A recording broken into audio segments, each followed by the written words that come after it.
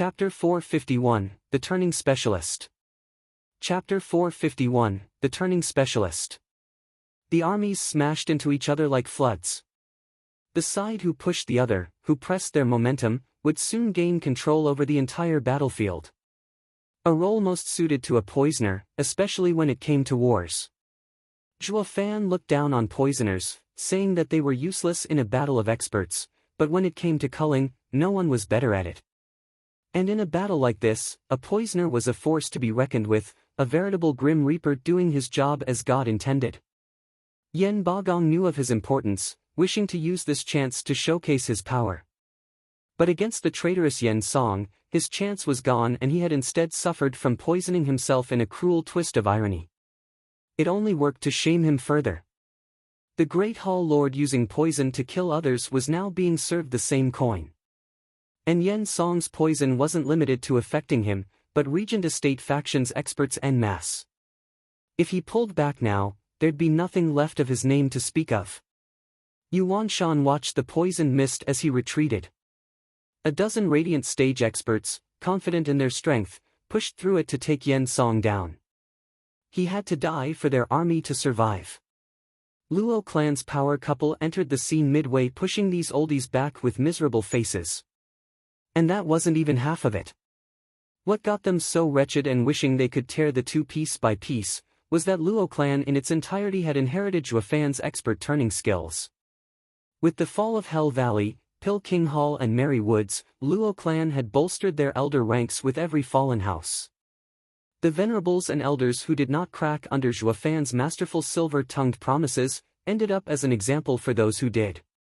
But some stragglers were bound to have escaped the destruction of the houses and returned to their house lords. It was all good and well, so far. With these new elders being quite close to each other, and Yan Song's poison to clear a path, once Luo clan had the upper hand, they'd follow Zhuo Fan's vile plan into striking their hearts, and not chase a vanquished enemy.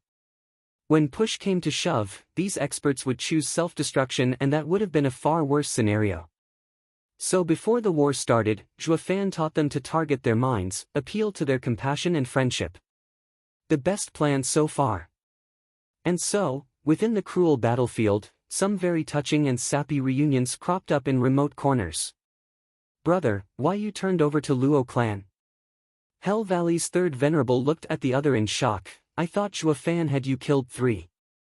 The ex-high venerable of Hell Valley sighed, "It's a long story. All in all, we're with the Luo clan now. Zhuo Fan is a tyrant, but as long as you don't anger him, he has quite the respect for us. And he even welcomed us with cultivation methods the likes of which Tianyu has never seen. We are certain that in 50 years we can enter the ethereal stage." "What?" The third venerable stood dumbstruck. "Brother, didn't you say there's no chance for us to reach it with our talent?" "Ha ha ha, that was earlier, with Hell Valley's limited resources. But after getting to know the Luo clan, I realized that those 7 noble houses are nothing but ignorant whelps. Luo clan has a far bigger legacy than even the imperial family. There are rare ingredients piled up in mountains in countless rings. Vicious Pill King Yan Song's only job is to take some alchemy disciples and bake in the pill house. They even use 6th-grade ingredients to raise the success of making just 3rd-grade pills, 100,000 of them. A true waste, such money bags." High Venerable praised. Third Venerable was stunned. Why is a third-rate clan so awesome?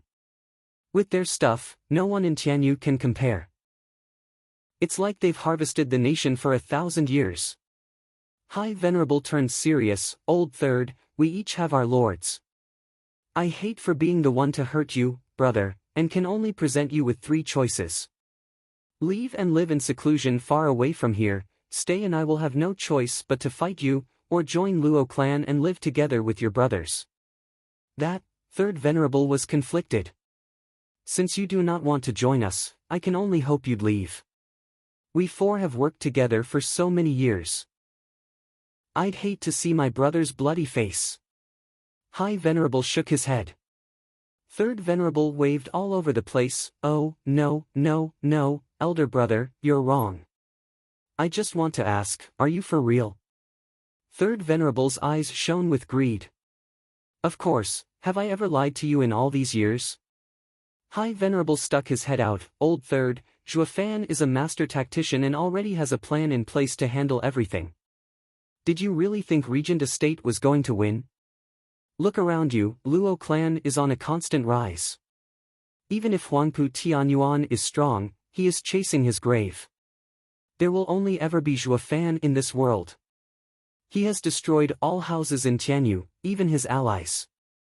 High Venerable whispered, Steward Zhuo has set up the Luo clan as the biggest, making it the supreme power in Tianyu. I am not going to lie to you. Come, join us as a new elder. This will be your only chance. What, a single power? Zhuofan has such ambition. Third Venerable pondered and nodded, Elder brother, I wish not to ruin our brotherhood and can only hope to stand by your side as we make history. Good, Old Third, I expected nothing less. High Venerable grabbed his palm, taking a vial from his back with a bloodworm inside. Brother, to enter Luo clan, you must take this bloodworm. Third Venerable found it improper, but from High Venerable's stern look, this was no game. Recalling again the promise of resources from Luo clan, the Third Venerable swallowed it. High Venerable laughed, going together on a nice little trip to Regent Estate to murder the rest of them. The same exchange happened all over the place. Saying it's out of brotherhood when the dangling bait was just too damn good. These guys were homeless anyway, they didn't even have time to worry about resources. Along came the Luo clan extending its gold-plated hand. Who in their right mind would refuse it? As an extra proof of sincerity, it came from old pals. The battle was a few hours in when Yuan Shan and the other lords found something strange. What are the venerables and elders doing, slaughtering their way over? Wasn't it a bit early to come back? And why are there so many of them? Taking a good deal of time to process this, they all came to one conclusion, fall back. Much of a war this turned out to be. The enemy didn't come to kill us, but to turn us. How could they win now? All that was left was for them to turn as well. Leng Wuchang sighed. Zhuofan's psychological warfare is otherworldly. Just what did he use to achieve it? There must be something off about this to get so many in such a short time. Back to Regent Estate. We'll think about it then. Leng Wuchang shouted to his faction. Luo clan was hot on their tail. Shadow King's trio watched the odd war with dumb faces. What the hell? What did Luo clan do to them? Isn't it too fast? Shadow King was flabbergasted. Fong Qiubai sighed, if you're looking for a specialist in turning experts, go to Wingate City's Luo clan and find Zhuofan. Shadow King's face twitched. Even with Zhuofan away, everything still played by his rules. Regent Estate's victory was based on Huangpu Tianyuan's Nine Dragons diamond body alone, while Zhuofan had some tactical counters in place besides just himself. To put it another way, this trick of his had a heavier impact than his strength. In this aspect, Zhuofan had Leng Wuchang beat by miles. Again using himself as bait. Fong Qiubai sighed, Zhuofan used the same tactic in the esoteric debate with flying colors. While now, he has caught Leng Wuchang unprepared, his schemes working at full power even while he is away. He won in every aspect. In your opinion, was his defeat fake? Shadow King looked at the sky, then he must have a way to deal with Huangpu Tianyuan. I'm really curious about what can possibly hold Nine Dragons' diamond body in check. Zhuofan's final rivals may very well be us. Fong Qiubai and Sima Hui nodded while flying away to watch the events play out. Chapter 452, Little Qilin's Support. Chapter 452, Little Qilin's Support. Whoosh! A flash of red dotted the sky every now and then, in sync with Zhuofan's right eye's golden glow. Right behind him was a yellow light, just missing him with each jump but so fast that no one could identify what it was. Zhuofan appeared a mile away, just to see the same yellow light on his trail. He gnashed his teeth, spat blood a few times and went right back to running. Zhuofan kept popping up every mile, but no matter what he did, he just couldn't shake his yellow tail. Huangpu Tianyuan was right behind him. 3 whole days, that was how long the two played around. Zhuo Fan's chest hole was still leaking, his face whiter than paper. Yet he never stopped shifting, not even to catch a breath. Even a minute delay would have that freak tearing him a new one. Zhuo Fan shook his head. His only gripe with Nine Dragons' diamond body was its capacity to get Huangpu Tianyuan to the ethereal stage once all 9 dragon souls were together. Now that would spell doom for even him. Thus, he just let the old guy have those 8 dragons, reaching peak radiant stage, while thinking that no matter how strong he got, he would be no match for the sacred beast Qilin's leg. With tangible projection, the Qilin arm would be like a strike from the heavens, smashing everything, if not killing him outright. Reality confirmed this truth as well. Huangpu Tianyuan laid twisted under the Qilin leg even with the 9 dragons' diamond body. But out of Zhuo Fan's calculations, the Bodhi root was integrated in the 9 dragons' diamond body to use that returning dragon shtick, and it let him get right back in action. It made his body truly invincible and even left Zhuo Fan speechless on how to counter it. Huangpu Tianyuan didn't give him room to work his brain either, counterattacking and turning this into Zhuo Fan's second life's second loss. First was Gu Santong, of course. Zhuo Fan had to admit, he had come short of 9 dragons' diamond body. And even though he did lose, it did not mean defeat. As the ill-reputed steward of Luo clan directed his allies like a conductor, no one could stand up to those twisted and vile schemes of his. So when this chase was the only option left, he said to hell with honor and left the battlefield in the hands of his most capable peons. He was totally convinced, based on Luo clan's experts and those enticing tricks, that the regent estate would fall. Tricks only effective if Huangpu Tianyuan was out of the picture, even if momentarily. Otherwise the old bag of diamond bones would have been a beacon of hope and the turning would have to be cut short. Who wouldn't be afraid of this freak breaking their melon? Certainly not a fresh traitor. Zhuo Fan just had to get Huangpu Tianyuan away for his devious plan to work. But was the great estate Lord Huangpu gonna take the bait? Just like that? Yep. Zhuo Fan was that certain. For starters, after beating Zhuo Fan, his confidence and his strength exploded to new unseen heights. With Zhuo Fan's seminal value for Luo clan's victory, if he was dead, Luo clan would be done for. If Zhuo Fan was around, no matter how ruined Luo clan would become, or how many times it was beaten, it would still be like grass in spring, sprouting from God knew where, with more power than ever. It was only a matter of time. Huangpu Tianyuan could not let that happen. Zhuo Fan's badly wounded state was the best chance to take him out for good.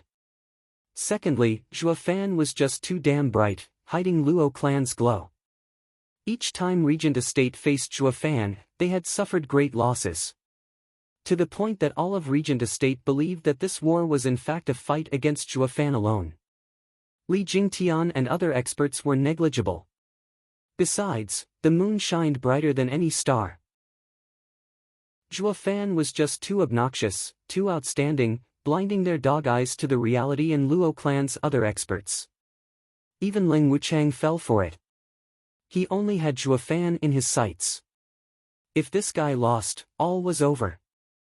He focused on getting Huangpu Tianyuan to boost his power, the 9 dragons' diamond body, just to face Zhuo Fan. But Zhuo Fan went against their thinking, leaving the fate of the war in the hands of others, giving Ling Wuchang no plan to counter and forcing him to go on the run. Funnily enough, it wasn't even Zhuo Fan's fallback plan, but just plan B. If he'd wrecked Huangpu Tianyuan back there, he would have been leading the goddamn attack by now instead of running around the place. Zhuo Fan shook his head and sighed, staggering in his flight. Huangpu Tianyuan had given him far greater damage than he had accounted for. I wonder if I can hold on for plan B to complete. Zhuo Fan looked ahead and took a deep breath, cough, just a bit more. Zhuo Fan's right eye flashed again, just as the yellow light behind him whistled close and he felt his head hurt in pain from the sound of the attack. Zhuo Fan blocked with his arms. Bam! He slammed into the rocky ground and in his place was a savage dragon's tail. Ha ha ha, Zhuo Fan, after a 3-day-long chase, you're finally out of steam. Zhuo Fan pulled himself from the pile of rocks, out of breath, Just 20 more miles and I would have made it. But getting away now. Zhuo Fan squinted, noticing his enemy's fixed gaze for any movements, and sighed. It was hard getting out now with his beaten body. But giving himself over was never part of Zhuo Fan's style. Huangpu Tianyuan, did you know that I played you? Your men are being killed just about now. Zhuo Fan mocked. Huangpu Tianyuan laughed. Zhuo Fan, your life is worth 1,000 armies. If they lost because of Luo clan, it only proves they're useless. And I don't take kindly to dead weights around here. But if you die, there'll be no one to stop me. Be it Luo clan or the 7 houses, none will matter at that point, ha ha ha. Huangpu Tianyuan's sharp eyes glinted and he shot for Zhuo Fan with his claws out. Humph, where's that Qilin shield? My claw is about to take your heart. Can your shield take it? Zhuo Fan gnashed his teeth, straining to even lift his arms. He only had the beast arms to rely on. But those hands of his only trembled. Sighing inside, Zhuo Fan knew he was on the brink of collapse from his wounds. Not even his arms could take an attack now. Huangpu Tianyuan was excited. Zhuo Fan, today's your funeral. Cut the bull, I won't die here. Zhuo Fan dredged the last bit of energy to cross his arms. Huangpu Tianyuan smirked, putting more power in his attack, his eyes trembling in joy. The great hero Zhuo Fan, having rained havoc in Tianyu for a decade, would find his end at his hands. For him, who was about to establish his own dynasty, it was the greatest feat of strength. The collision was imminent, unless that red glow coming in from far had something to say about it. It smacked Huangpu Tianyuan away into a hill a mile away, breaking it to pieces. Once his head popped out from the rubble, he saw a pint-sized figure next to Zhuo Fan. His eyes widened and he shouted, "Invincible scamp, Gu Santong." Zhuo Fan laughed at the timely rescue. "My life stays with me still. Old Huangpu, you loach, I can't take you down, but this little Qilin of mine will bury you, ha ha ha." Chapter 453, Gu Santong's Awesome Power. Chapter 453, Gu Santong's Awesome Power. Hearing the free laughter from Zhuo Fan, Gu Santong turned to him, enraged at how close he was to the door of death. "Dad, who did this to you? Didn't you say we're going to ambush him? I've been waiting for ages. Figured you were done with him and came here to check, but now I see." Zhuo Fan sighed, "A miscalculation. The main plan was to cut him off if he fled. But his strength exceeded my expectations and I had to resort to a new contingency, as in, to have you deal with him. But be careful. Don't worry, Dad. Since you've asked for help, I will not disappoint." Gu Santong was fired up, turning a stone-cold face towards Huangpu Tianyuan. Huangpu Tianyuan's face twitched and he shivered. Gu Santong was number 1 in all of Tianyu, his name echoing through the last 3 centuries that no one alive could catch up to. His power was otherworldly, so much so that not even with 9 dragons' diamond body was he confident to take the kid on. Gu Santong and Zhuo Fan were somebodies to be careful around. He had planned on taking them down one at a time, starting with the cunning Zhuo Fan. Gu Santong was outrageously strong, but naive. Once Zhuo Fan fell, he'd finish Gu Santong the same way as last time, with numbers. How was he supposed to know that just when he was about to put Zhuo Fan's head on a pike, Gu Santong would show up? If they teamed up, he'd be worse for wear. Huangpu Tianyuan shouted, "Gu Santong, weren't you ordered to take down the traitor Zhuo Fan? I was just about to take his life, helping you as well. Why then did you save him instead?" "Bullshit, he's my dad. What son out there would help someone kill his dad?" "Humph, you freak of nature dares to hurt my dad and I will get you for this." Gu Santong waved his tiny fist. Huangpu Tianyuan jerked, "What?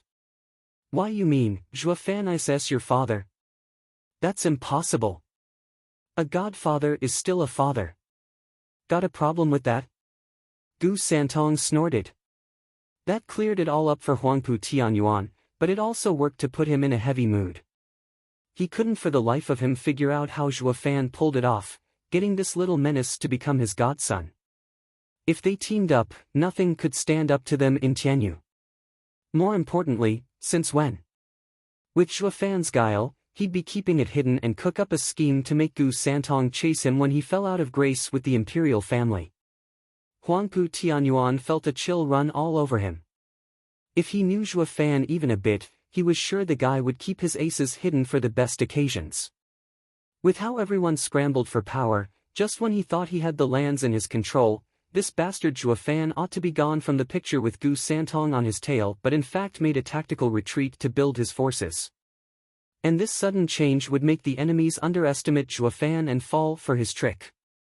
In the "know yourself and your enemy and you shall be ever victorious," Zhuofan had one-upped everyone by hiding Gu Santong away. Huangpu Tianyuan gasped at the implications. Thanks to his lucky stars, he had discovered it before it was too late to suffer at this insidious killer move. He still had the power to turn it around. Huangpu Tianyuan cooled, bloodthirst seethed, and with Zhuofan down from his wounds, all that was left was Gu Santong. He just had to beat Gu Santong and he'd have taken 2 thorns out like nothing. Huangpu Tianyuan's tension flowed out of him and he started rejoicing. The prospects of taking 2 big shots heads off were looking up, finishing off Luo clan and imperial family in one strike. Ha ha ha, Gu Santong, I've heard of your almighty power and wish to try it out for myself. Now that there's chaos all around us, allow me to take that invincible title off of you. Huangpu Tianyuan laughed. Gu Santong mocked, humph, quite the pair you have there. In the last 3 centuries, there's been no one as stuck up as you, to come talking to me. You 2-bit vermin, wait for me to twist your head. Young Sanzi, his 9 dragons diamond body is tough. Keep in mind. Zhuofan advised, but Gu Santong was already off, totally taking the other guy for granted. Huangpu Tianyuan laughed. Bam! The claw and fist collided, shaking the ground around them. The shock wave leveled anything within a mile. Huangpu Tianyuan staggered back 10 steps, while Gu Santong only 5, startled. It was his first time being pushed back when dishing punches. Huangpu Tianyuan was shuddering inside, having newfound knowledge of the extent of Invincible Scamp's power. With 9 dragons' diamond body's power backing him, he only got Gu Santong a few steps back. If it were Zhuofan, the guy'd be blown away into rubble somewhere by now. Huangpu Tianyuan looked for a way to deal with him. Gu Santong couldn't accept it. He had just used 80% of his power and yet was still pushed back, unlike the time he played around with Zhuofan. Gu Santong lifted his cute face and shouted, again. Gu Santong and Huangpu Tianyuan clashed. But this time around, Huangpu Tianyuan didn't take the fist head on. His claw attack was a feint, jumping back and avoiding the fist, while retaliating with his tail at Gu Santong's back. Gu Santong frowned, flying into a hill and reshaping the landscape. Ha ha ha, against my tail, even if you're the invincible scamp, you'd still end up bruised. Huangpu Tianyuan laughed at the pile of rubble. Zhuofan's eyelids twitched, shaking his head. It wasn't that easy injuring young Sanzi, because he was a sacred beast. But with his simple mind and simple attacks, it was equally simple to whip him. Gu Santong jumped out of the rubble, feeling his back. Ow, that hurt like hell. Blast it, how did he do that? And why is it so hard? Raising his clothes and looking behind him, Gu Santong was unable to see any wound and could only feel around. At least it's not an open wound. What he didn't see, Huangpu Tianyuan did. Staring at his back with a gloomy look, his eyes were popping out. He just used all he had in that lashing, enough to split Zhuofan in 2. But Gu Santong didn't even have his skin peeled, only a light imprint. What kind of freak is this kid? Huangpu Tianyuan's confidence in beating him hit rock bottom. Before one was to defeat another, you'd best be able to harm him first. But he couldn't do even that. Huangpu Tianyuan felt like a 3-year-old in front of a buffed uncle. His tiny fist could do nothing against that tower of muscle. Zhuofan snickered inside. Gu Santong's strength was innate, used to handle everything with his 2 fists. So while Huangpu Tianyuan had no chance to beat him, he did not have the brains to keep Huangpu Tianyuan here either. He reminded him, young Sanzi, this guy just called you an idiot for falling for his whip like a kid. He just doesn't know fear. As if, when did I ever say that? Huangpu Tianyuan glared. He knew Zhuo Fan was playing dirty, to instigate a bigger conflict. As young Sanzi's godfather, of course he'd believe his dad over another. His face steeled and snorted, I'm an idiot? Huangpu Tianyuan gulped, racking his brain for a way out. His eyes lit up. Since claws and tail didn't work, he'd use secret arts. This freak has no weakness. While Gu Santong was firing up his rage, Huangpu Tianyuan shouted, Earth Dragon Wave. Roar! A yellow glow shot for Gu Santong. But the kid just stood there, shining all red. Bam! Earth Dragon Wave slammed into him, but the scene made the other bug-eyed. Gu Santong took the attack and didn't budge an inch. In fact, he was walking towards Huangpu Tianyuan, against the godly might of the 8 dragon souls. He pushed them all back like nothing. Huangpu Tianyuan was dumbstruck, this is insane. The kid is a true monster. Chapter 454, Original Form. Chapter 454, Original Form. You old bag of bones, who are you calling an idiot? Gu Santong stomped the ground with every step, shuddering his heart each time. As for the yellow beam, it got smaller and smaller. Huangpu Tianyuan's mouth was wide open, words stuck in his throat. Gu Santong roared, trembled, and the red light exploded from him. The Earth Dragon Wave just bounced away like a soccer ball. Boom! With a rattling explosion, the attack returned to Huangpu Tianyuan's mouth, throwing him sky-high in a spectacular fashion. Kissing the ground hard once more, his dragon jaw was gone, leaving behind a black hole giving off a thick black smoke. Gu Santong flicked his arm in disdain at the tittering figure, vermin, I can use my head, but there's no one in this world worthy of me doing so, humph. Tyrannical. Zhuo Fan was dumbstruck too. He liked to showboat, and be all cocky, but all his acts were nothing in front of his son's high-class act. Power trumped everything. Who the hell would use their head when their fist was enough? Young Sanzi only looked dull in the head, but he saw through everyone, the real number one in Tianyu. And that Qilin shield even reflected such an attack, a soaring Qilin's mighty ability. Young Sanzi, your old man takes his hat off to you. The weak scheme, while the strong punch holes in their schemes. Wonderful, genius. Zhuo Fan sighed, giving Gu Santong a thumbs up. Gu Santong might have just been saying it, but it got him thinking.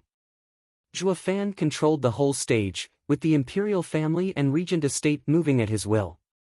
He was like a king. While it only showed just how weak he was. Would a mighty tiger lay a trap for a weak little lamb? Obviously not.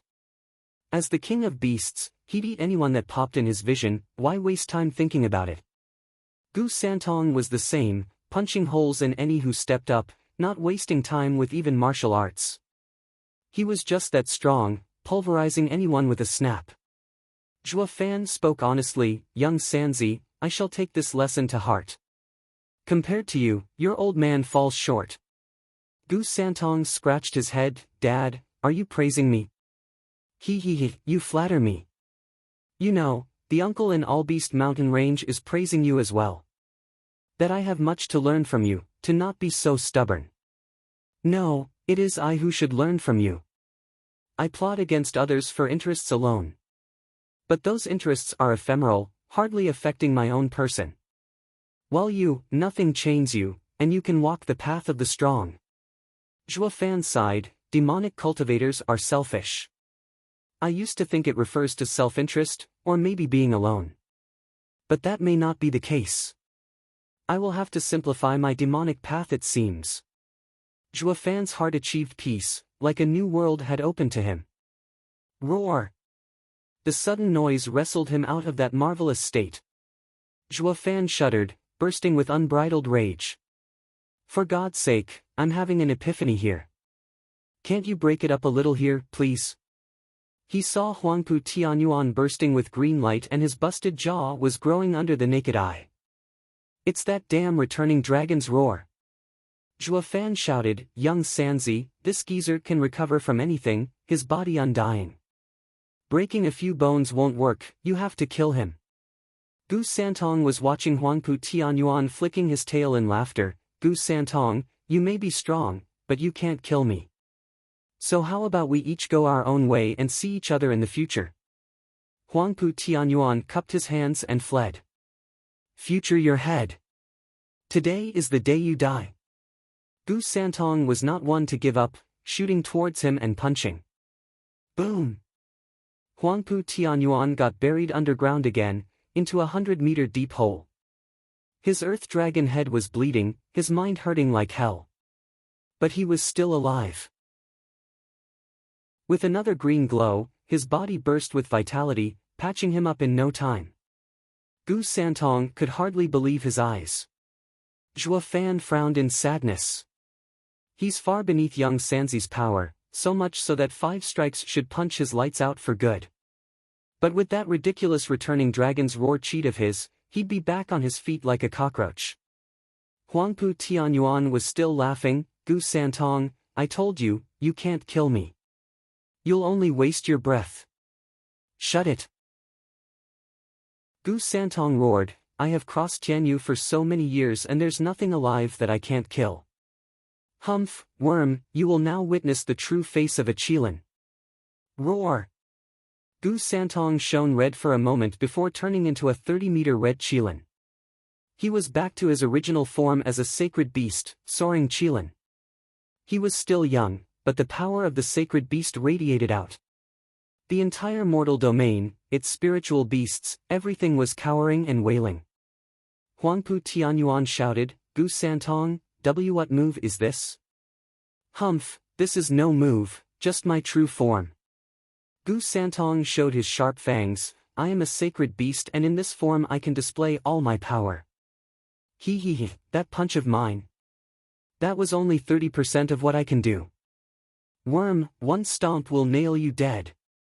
Gu Santong trampled and Huangpu Tianyuan slammed into the ground. Boom! With the fall of the red hoof, the world shook and the earth caved. 1,000 meters, then 10,000, soon stretching out for 9 kilometers. While the surrounding 100 miles shook harder than an earthquake, the landscape changed forever. Fong Qiubai's team were rushing over when they felt this impossible power. The shockwave was so great it was hard for even them to take it. What is going on out there? What caused such a power spike? Sima Hui cried. The other two shook their heads. Anyway, it's those two that are the cause of it for sure. We better take a look. Shadow King advised. The two looked below. Gone were the green meadows and flourishing forest, giving way for endless sands. The two monsters were these spies' main targets for observation. After Gu Santong's stomp, Zhuo Fan crawled out of some hole to watch the aftermath. Welp, that's the real soaring Qilint's leg for you. Albeit a cub, he could still break the world. Zhuo Fan admired a sacred beast's power even more.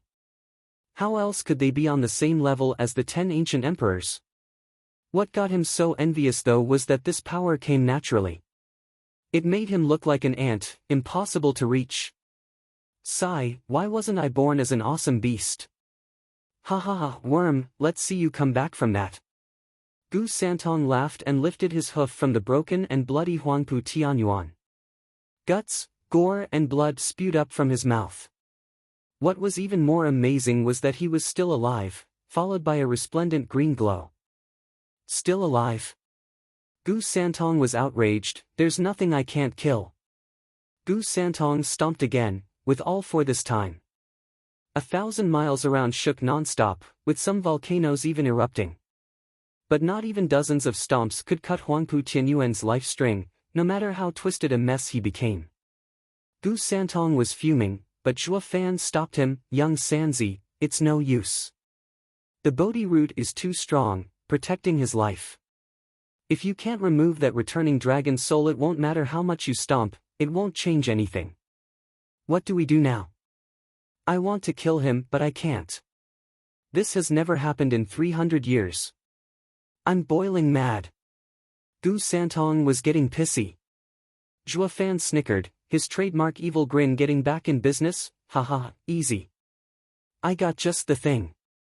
And I am quite piqued by those 8 dragon souls as well.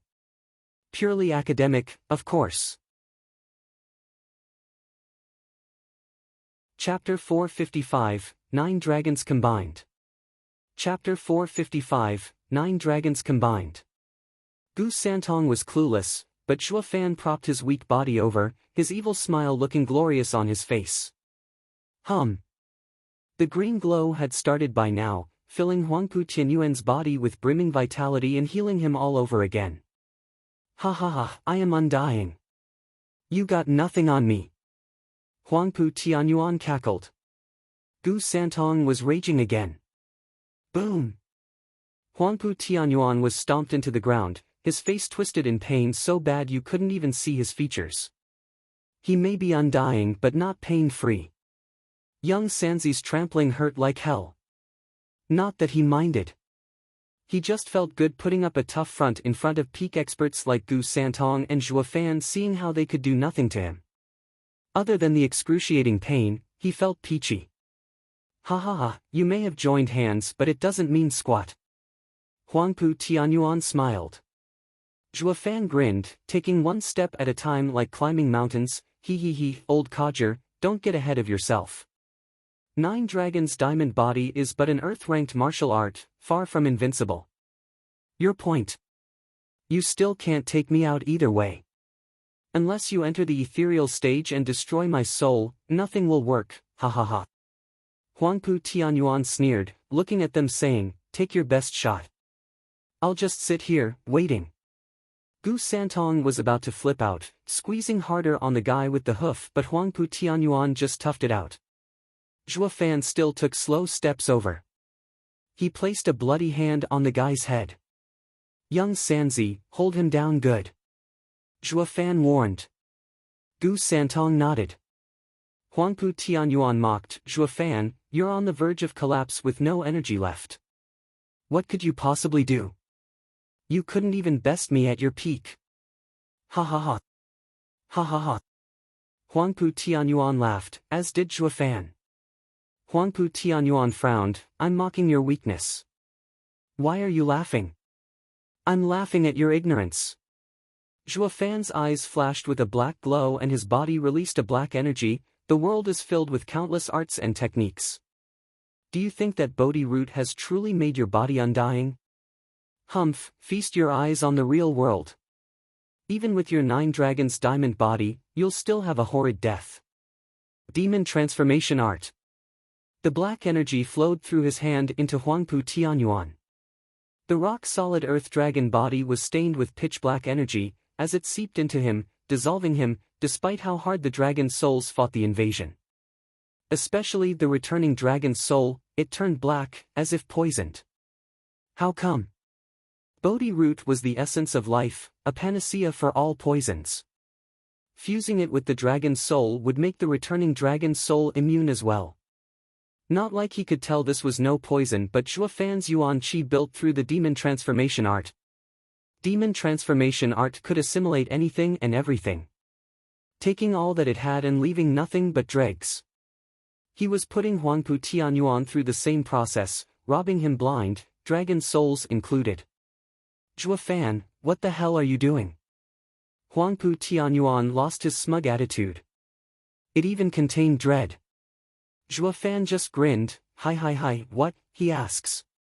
This. Zhuo Fan worked his art and took it all back now. Huangpu Tianyuan felt his power leaving, his Yuan Qi, his breath, even the dragon souls. Everything going into Zhuo Fan.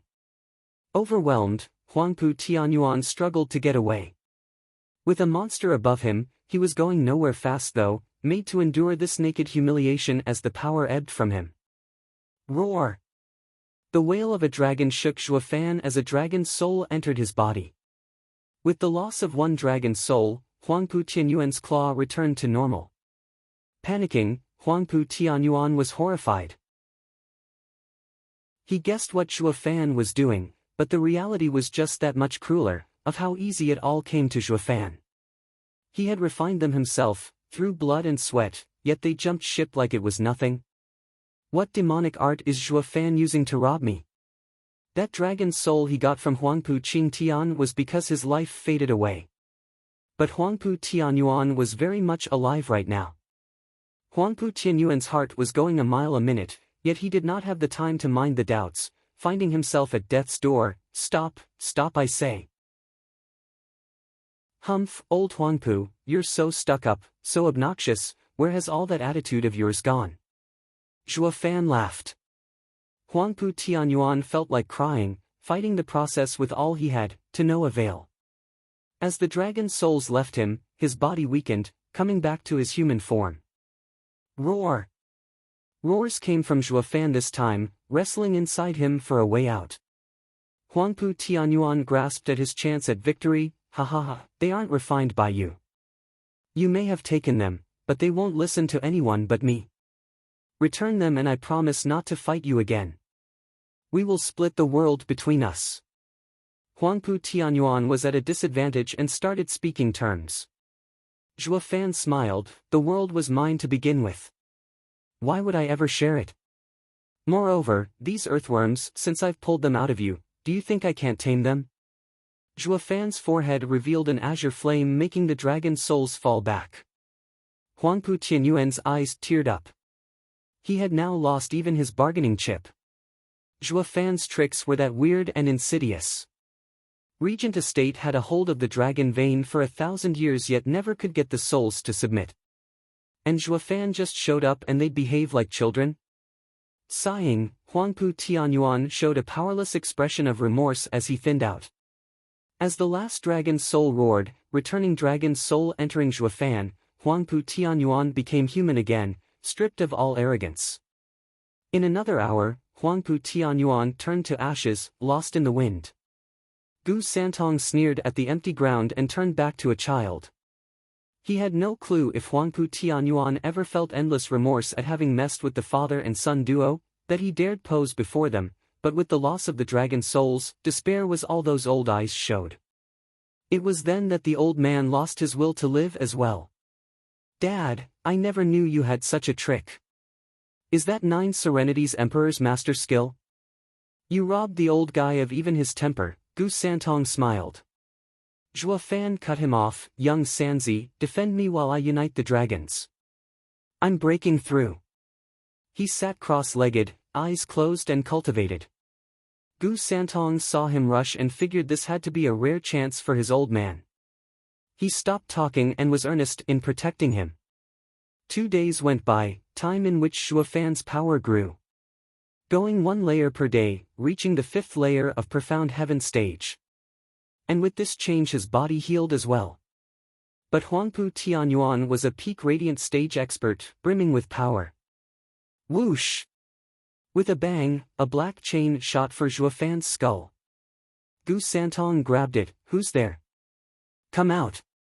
Gu Santong, you are the imperial family's divine dragon, yet you collude with traitors of the empire?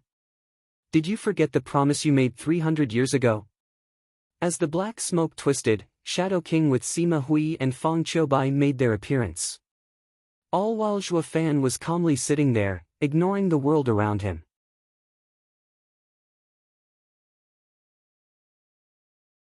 Shadow King flicked his chain at Zhuo Fan, top profound ranked martial art, heart-piercing nebula chain. The chain split into 1,000 chains in a blink, all going after Zhuo Fan. The powerful aura being emanated turned everything to dust. Even the air was vibrating. Gu Santong blanked out, waking up when the chains reached Zhuo Fan. He jumped in between and punched. Boom! The 1,000 chains disintegrated, leaving a shimmering air around Gu Santong's trembling fist. Fang Qiubai and Sima Hui looked at Shadow King stunned. With Gu Santong around, even together, the trio had no chance of harming Zhuo Fan. So why was Shadow King so persistent? Is he looking to be humiliated? Shadow King just stood in place, uncaring how easily his move was thwarted. He spoke again, Gu Santong, do you know me now? Gu Santong turned sad. You're still alive. I thought. Humph, alive? Shadow King mocked. Does this look alive to you? Gu Santong only had a look of sorrow. Shadow King spoke heavily. If not for your punch back then, being on the brink of entering ethereal stage, wouldn't have turned into a spirit puppet, into neither human nor shade. I am filled with rage every time I think about it. But I don't hate you, because you always kept your word to me. But now, I am still a man of my word. Gu Santong justified. No, you've just found a way around it, unprincipled. Shadow King snapped. Gu Santong staggered back. The other two were shocked to the core. Shadow King had been loyal to the imperial family since even before the two came to office as divine dragons. But never once knew of his history. His reprimands were the biggest clue. He was the one to trap Gu Santong in a promise 300 years ago. Gu Santong gasped, restless, to which Shadow King shouted, "Didn't your godfather teach you about loyalty and justice? Are you going to turn your back on them?" Gu Santong shook all over. His first godfather was his savior, teacher and mentor. He would never forget. Anyone could call him a demon or a monster, he didn't care. But to question his respect for his godfather, he could not accept. Shadow King found his words hitting something and showed a twisted smile among the black mist. The great Shadow King, the once best in Tianyu, the immemorial sage, comes back 3 centuries later to use some shoddy righteousness? Is this how a true man acts, deceiving children? Zhuo Fan sighed, opening his sharp eyes, looking down upon all creation with his overbearing power. He snapped his eyes on that shadow. Before speaking of promises, shouldn't you straighten yourself first? Zhuo Fan. Shadow King gnashed his teeth. You rotten bastard, I don't know what fancy words you've used to deceive Gu Santong, but his first godfather was a scholar, a man of principle who taught his children virtue and honor. Unlike you, who leads him astray. Gu Santong, ask yourself, did your first godfather earn your respect and love, or is this despicable and vile thing is who you value more? Shadow King asked, putting Gu Santong on the spot. Shadow King was more than clear about his game, to strike at Gu Santong's heart by putting his 2 godfathers on a scale. Zhuo Fan walked in front of Gu Santong, rubbing his head, with a bright smile and speaking platitudes, be it your former righteous and honorable godfather, or the current despicable and repulsive one, we each have our own paths. But one thing we have in common is our love for our young Sanzi, which will never change. Gu Santong showed a bright smile. You sneaky little devil. Shadow King's cheek twitched in outrage. Chapter 457, Insidious Tongue, Insidious Eyes. Chapter 457, Insidious Tongue, Insidious Eyes. With a crafty smile, Zhuo Fan asked Shadow King, look who's talking. Luring and deceiving the young and innocent Sanzi into a backbreaking oath, does that make you a gentleman? Since you're no saint, why go around asking others to treat you like one? Zhuo Fan, I am loyal to the Empire. No amount of vilifying by a twisted lowlife can change that. Shadow King snapped, taking on an upright air, like he had the moral high ground, fearless and dauntless. Gu Santong pondered, Dad, he took my punches back then to defend his homeland. He is loyal to his country, a hero. Young Sanzi, I never doubted his loyalty, nor his resolve. But what is on him that makes him a gentleman? Humph, what a sick joke. Zhuo Fan continued, the diehards in this world, under the pretense of loyalty, have done unspeakable things by the score. Can a loyalist then say with no shame that his back is straight, his heart is righteous and use the same words to bind others into an oath? Ha ha ha, then let me ask you, O great Shadow King sir, a bastion of justice, you conned an innocent child with no remorse, to become an indentured slave for imperial family for 300 years. And now you've come again, using that same principle. Is this how a gentleman acts, picking on the small? Shadow King choked, but he cooled down soon. This is a gentleman's accord between me and Gu Santong. How can he just go back on it? Hardly, I only hear how a gentleman adapts to the situation, how flexible he is. You cheated a kid last time, so how can you still call yourself a gentleman? As for being an accord between gentlemen, since you're so ungentlemanlike, how does it still hold? Zhuo Fan grinned. He always thought young Sanzi's promise was a load of baloney that the sage had cooked up. But young Sanzi was a child of honor, taking it to heart and never breaking his word on his own. And since the sage died in the fight 300 years ago, Zhuo Fan had no way to break that promise. How convenient, the creditor was still alive and kicking. Giving Zhuo Fan the leverage to break this oath at the seams, releasing the kid from the shackles of Tianyu's imperial family. Gu Santong was a passive listener to these two's debate, finding his old man's words sound and true, evident by that nod. Shadow King panicked and hatred festered in his heart. Gu Santong was gullible, despite being around for 3 centuries. But being in constant companionship with a mastermind like Zhuo Fan had turned easy persuasion into an undertaking. Gu Santong, remember our promise at my time of death, how I took 10 of your punches. Shut it. Shadow King took on the same manner he had last time to move Gu Santong, but Zhuo Fan wouldn't have it. Sage, I may not think of you as a gentleman, but I do admire your feat 3 centuries ago. However, a man of valor does not flaunt his qualities. And you just keep on going back to it again and again, using it to lie to a child all over again and all in the name of empty honor. Talk about shamelessness. As a divine dragon, dying for your lord and in line of duty is something I understand. It's in your job description. But to use that zealotry to bind an innocent child, humph. I've never seen a more despicable man in my life. Forget the fact that you turned into a spirit puppet, mind you, a prick with a thick face like yours, has the audacity to go on living, while building up the Shadow Core, those deranged and twisted minds? Why you, Shadow King panted, his shadowy face taking a red tint. He was so high-strung that all he could do was point at Zhuo Fan. Fong Qiubai and Sima Hui looked at Zhuo Fan in shock and gulped. They were acquainted with Zhuo Fan's strength time and time again, while only now did they learn of his sharp tongue. He had got this ex-expert tongue-tied in a diatribe. And since he fell short in insults and got trashed in battle, Shadow King showed a face the two had never seen before. Senior, ease your anger and mind your health. Sima Hui advised, seeing him on the verge of collapse from rage. Shadow King pointed at Zhuo Fan, but all he managed to do was gnash his teeth. Zhuo Fan snickered. Last but not the least, how did you know about the matter of young Sanzi's godfather? Can it be that the imperial family arranged it? Shadow King's heart seized, his shuddering body soaked. Ha ha ha, I'm right, isn't it? Imperial family had planned it. Zhuo Fan cackled.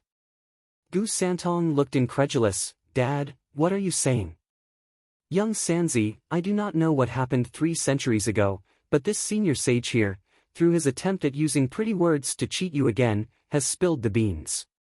Isn't it odd how he knew about your godfather's upright character? As I recall, the imperial family interfered after your fight with the 7 houses. Your godfather should have been killed at that point. Zhuo Fan's eyes took on a wild glint. Shadow King only looked at him in a deep frown. Gu Santong mulled it over. Godfather, what does it all mean? Just tell me. Simple really. Everything that happened to you was because they used you. It was the imperial family's plot to weaken the 7 houses and reduce their position. Zhuo Fan had a twisted smile. When I met the emperor, he said that he had kept an eye on me ever since the hubbub back in Drifting Flowers City. That's normal, as every ruler would do when there's an event in their backyard, to the point that they'd even figure out the source of it. But don't you find it even remotely odd how the emperor back then only acted when you had half the nation in chaos? Ha ha ha, it's because it was premeditated. The way I see it, ever since you pilfered the house's ingredient stash, your every move was under imperial family's supervision. All so that you and the houses would fight it off to weaken them. If anything, your meeting with Godfather was also part of imperial family's plan to re-educate you and then have the 7 houses kill his entire family. What? Gu Santong clenched his fists, his eyes red. Godfather, is that true? Bullshit, Gu Santong, don't believe his lies. Shadow King roared. The imperial family's losses were also heavy at the time. If it were imperial family's ploy, they wouldn't burn themselves with it. There's no one so cruel to themselves. Ha ha ha, yeah, no one is that cruel to themselves. But you forget one thing: what man proposes, heaven disposes. There's not a single man out there who can control everything. From just a simple mistake, everything could unravel. Young Sanzi, this is clearly the situation.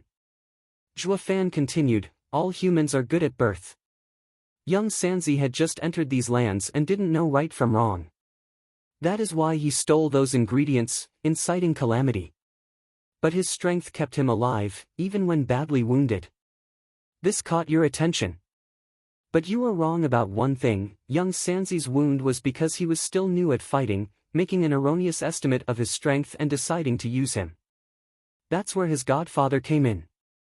Whether he was your man or one you placed, he was young Sanzi's teacher either way, showing him a life of honor. Then you drew the 7 houses over to kill him, planting the seed of revenge. Zhua Fan described it like he was there, but this was only an excuse. Young Sanzi was your center stage puppet. Even if he was too weak, you'd just help him fight the 7 houses from the shadows and let him take the fall. It must have come as a total shock, I wager, when the enraged young Sanzi turned invincible, trampling even the likes of the 7 houses. You were happier than ever, I'm sure. But all good things must come to an end. Young Sanzi's power was outrageous, out of your control. So when you entered the stage for some spring cleaning, you couldn't do anything and suffered heavy losses just the same.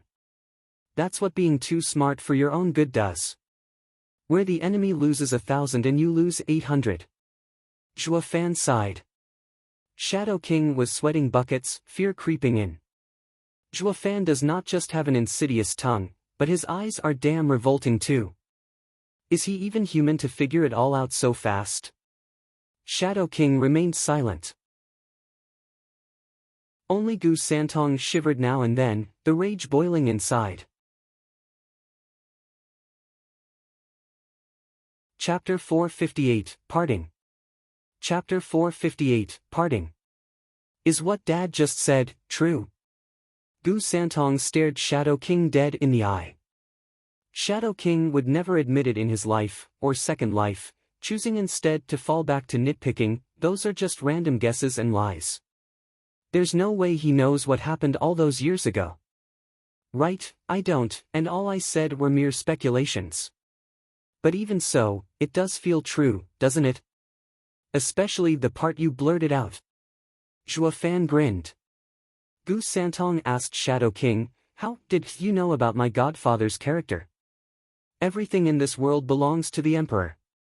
Of course we knew everything about you. Is it that odd? Forcing the calm to stay, Shadow King preached.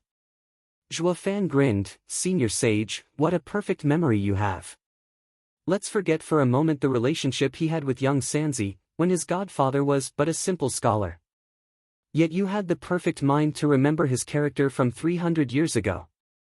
I didn't think you cared, ha ha ha. Shadow King clenched his fists. Zhua Fan didn't even have an iota of proof, but his every question was perfect, jabbing right where it hurt.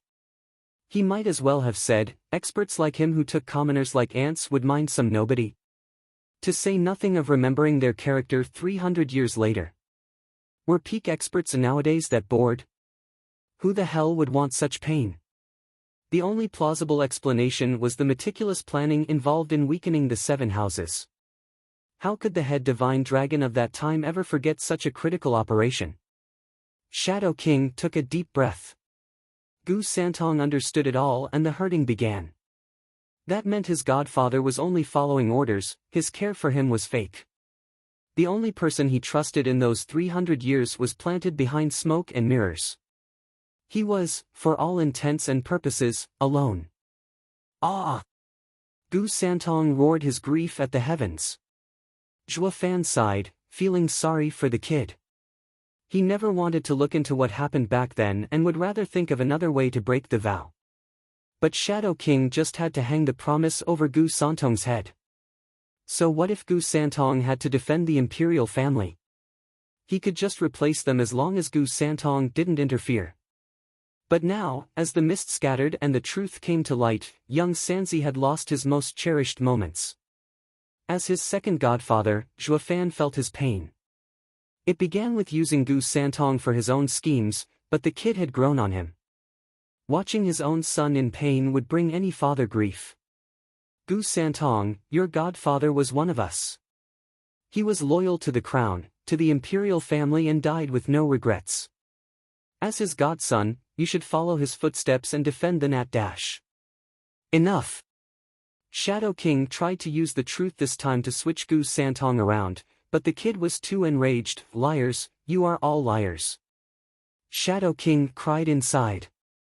Gu Santong's fire burned hotter and he might explode any second. He had assessed Gu Santong's strength over the centuries. Even with feeding him junk food, no one could beat him. Once a fight broke out, the trio would be left for dead. 3 Grand Peak Radiant Stage experts fighting a mere third layer of Radiant Stage child looked more like mice scurrying away. You lied to me, for 3 whole centuries. Thump. Gu Santong stomped his way toward them, leaving behind burning imprints. The 3 gulped in fright. The flames came from the burning of Yuan Qi. But any cultivator worth his salt could do that. While the kid's Yuan Qi flame still burned way outside his body. It proved that his Yuan Qi was of incredibly high concentration. They wrote Gu Santong off as a muscle-bound thug, only to find the kid's Yuan Qi a monster in its own right. It only makes Gu Santong more ferocious and deadly. The trio's heart sank with every step forward. Young Sanzi, the world is filled with false truths and covered truths, with the genuine article hidden in the middle. Those events 3 centuries ago may be lies, but that does not mean your godfather didn't care for you. Humans aren't like plants, especially those weak cultivators. Who is to say the long days spent around you didn't evoke genuine feelings of fatherhood? Zhuofan spoke as Gu Santong's aura stifled the trio in his approach. Gu Santong halted, turning back puzzled. Dad, you mean, godfather treated me like a real son? It should be, since that's how the devious and demonic me treats you. How couldn't that mortal feel love just the same? If he hadn't, then it would make my demonic path a waste to not even compare to a mortal's. Ha ha ha, Zhuofan nodded. Gu Santong was taken back to those memories and his power surge ebbed. Zhuofan turned to the trio with a shout, you 3 listen up and listen well. I and young Sanzi will let this go, putting this matter to a rest. You don't mention this again and we won't look to settle the debt of cheating young Sanzi either. But from this point on, young Sanzi and you have no ties. He is a divine dragon no longer, and neither your national guardian. Am I clear? Gu Santong looked from Zhuofan to the 3. Shadow King frowned, totally not wanting it to be clear. But Gu Santong could jump them at any time. Did he have the luxury to argue past promises? Keeping his life was already God-sent. Sending Gu Santong to Zhuofan's side is the biggest loss yet. Shadow King lamented inside and nodded, fine, the oath is now lifted. We will meet again. Shadow King flew away, with Sima Hui right behind. Only Fong Qiubai was still out of it. Zhuofan, with your style, shouldn't you take this chance to rob our lives for your interest? Why? Humph, you think I'm the type to let you go out of the goodness of my heart? Ha ha ha, I'm doing it for young Sanzi. Zhuofan mocked. Fong Qiubai turned a lost look to Gu Santong, then exclaimed. Gu Santong was in the worst pain of his life, on the brink of sinking into hatred and revenge. Even after wiping the floor with them, he'd still be consumed by it, the grief becoming a dangerous threat to his cultivation. It would halt his progress for all his life, bringing nothing but more pain and suffering. But through Zhuofan's speech, he released the kid from his oath, bringing closure to that ill affair and opening the way to the future. Fong Qiubai smiled, Great Steward Zhuo, isn't it easier to control those hellbent on revenge? Yet a great mind like you missed such a prime opportunity. Ha ha ha, I find that you're a savage only with the rest of the world, while quite considerate to your people. And What's that got to do with you? Zhuo Fan raised an eyebrow. Feng Qiubai shook his head, nothing whatsoever. But do not forget your brotherhood with the third prince. If he doesn't live up to it, you don't have to either. You can see from how he is that he has never been unworthy to you. While you, ha ha ha. Zhuo Fan cursed inside. God's blasted son of a, he got young Sanzi's chains off, but he forgot about them. What the hell was wrong with him? Tying the knot with the tubby, I gotta fight the imperial family yet I can't do anything to him. Oh, right, I was still weak back then and was looking for a shoulder to lean on. He found the reason quite fast and scratched his nose. Feng Qiubai smiled, Zhuo Fan, I finally know how you treat others. Rest easy, the third prince will never go against you. And a word of advice, His Majesty's plan is meticulous. The entire scene is under his complete control. Be careful. Oh, you're a divine dragon, yet also, Zhuo Fan gave a smile. The two's hearts were in sync. Feng Qiubai continued, young Sanzi, our time together hasn't been pleasant but I am really happy for you. You're lucky to have Zhuo Fan. He cares the most about his people, ha ha ha. Feng Qiubai left after saying that. Gu Santong blinked and turned to Zhuo Fan with a brilliant smile. Zhuo Fan patted his head. The two's relationship grew stronger. Gu Santong even thought that Zhuo Fan was greater than his first godfather. Chapter 459, Little Master.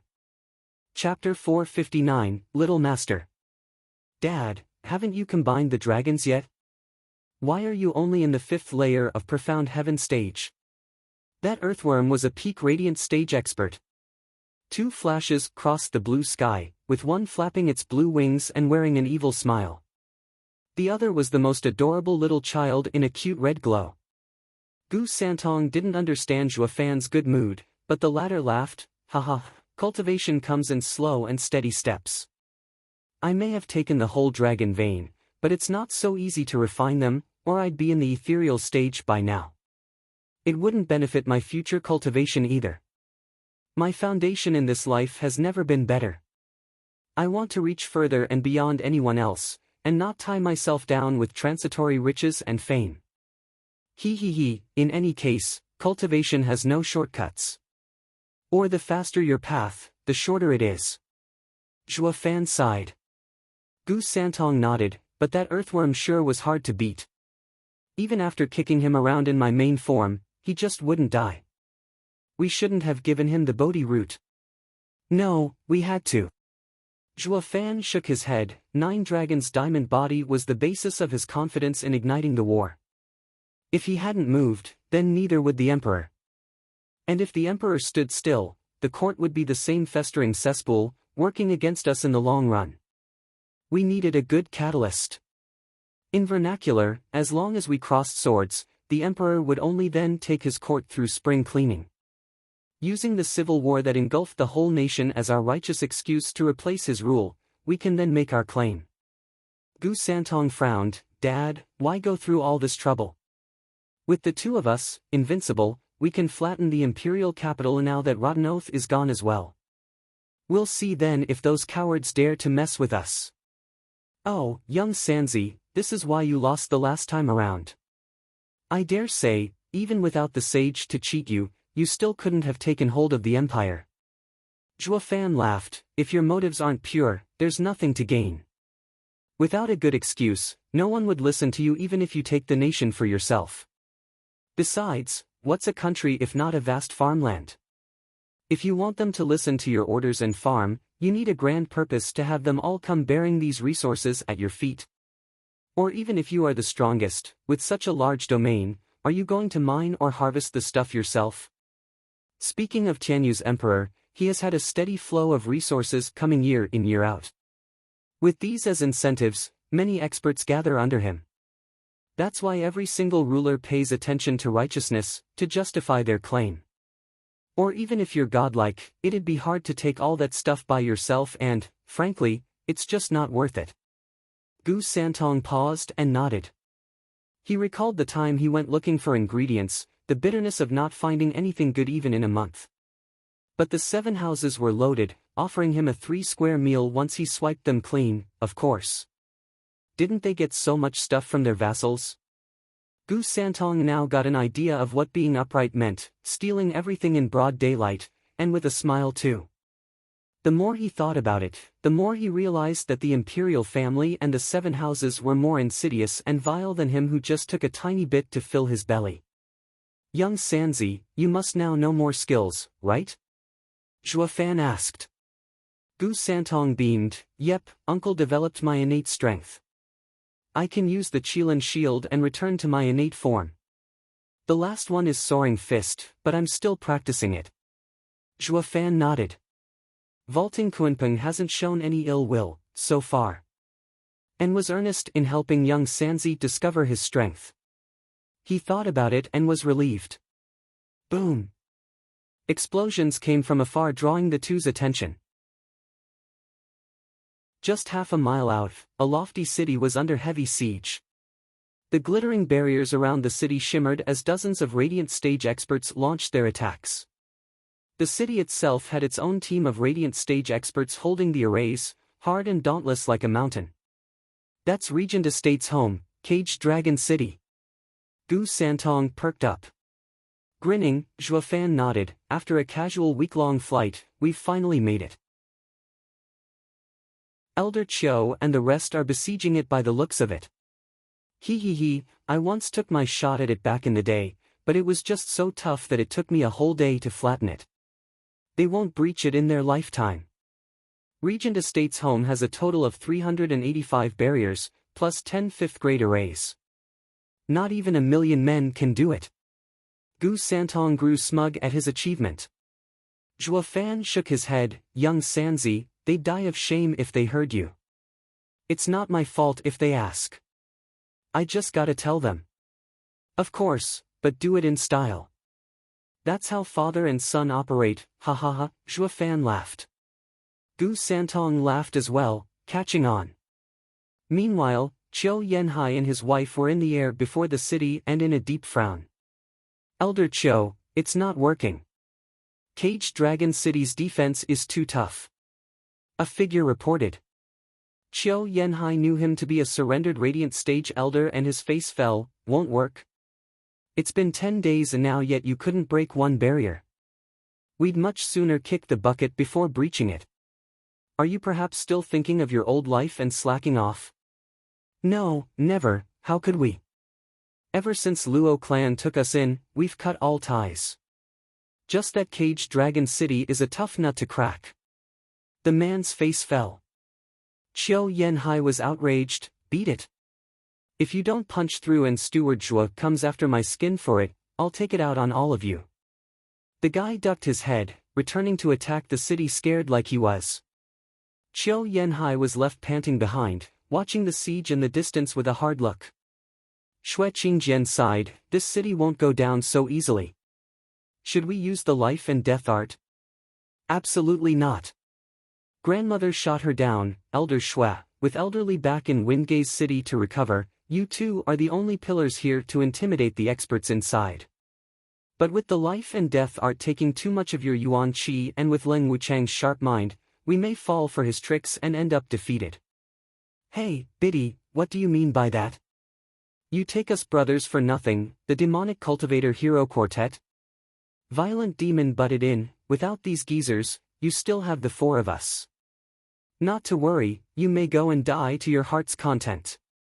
Yep, the others cheered. Xue Qingjian glared, you 4 shits must mean for you to die first, right? Veiled Dragon Pavilion and Sword Marquise Abode's men shook their heads. These 4 pygmies were strong, but missing a screw, or more. How the Luo clan could handle these idiots was beyond them. If the power couple fell, they'd never accept these 4 as the next in line to lead the siege even if their lives depended on it, which it technically did. But with that impenetrable city in front of them, all anyone could do was sigh.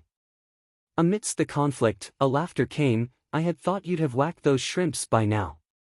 But I see you've been waiting for me to take over. Everyone lit up and looked in the distance. Zhua Fan. Their cheering was cut short as they saw the dreaded figure hidden behind, invincible scamp, Gu Santong. Zhuo Fan, Gu Santong is still after you. Long Kui pointed behind Zhuo Fan in fear. But Zhuo Fan just stood there with an ineffable smile. All of Luo clan's elders bowed, Steward Zhuo. Then they turned to Gu Santong making a 90 degrees down angle, Little Master. What? The title had everyone stare in space, from shock and awe.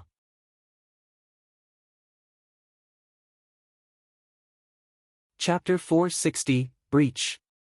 Chapter 460, Breach. A Little Master. They looked at one another, each more puzzled than the next.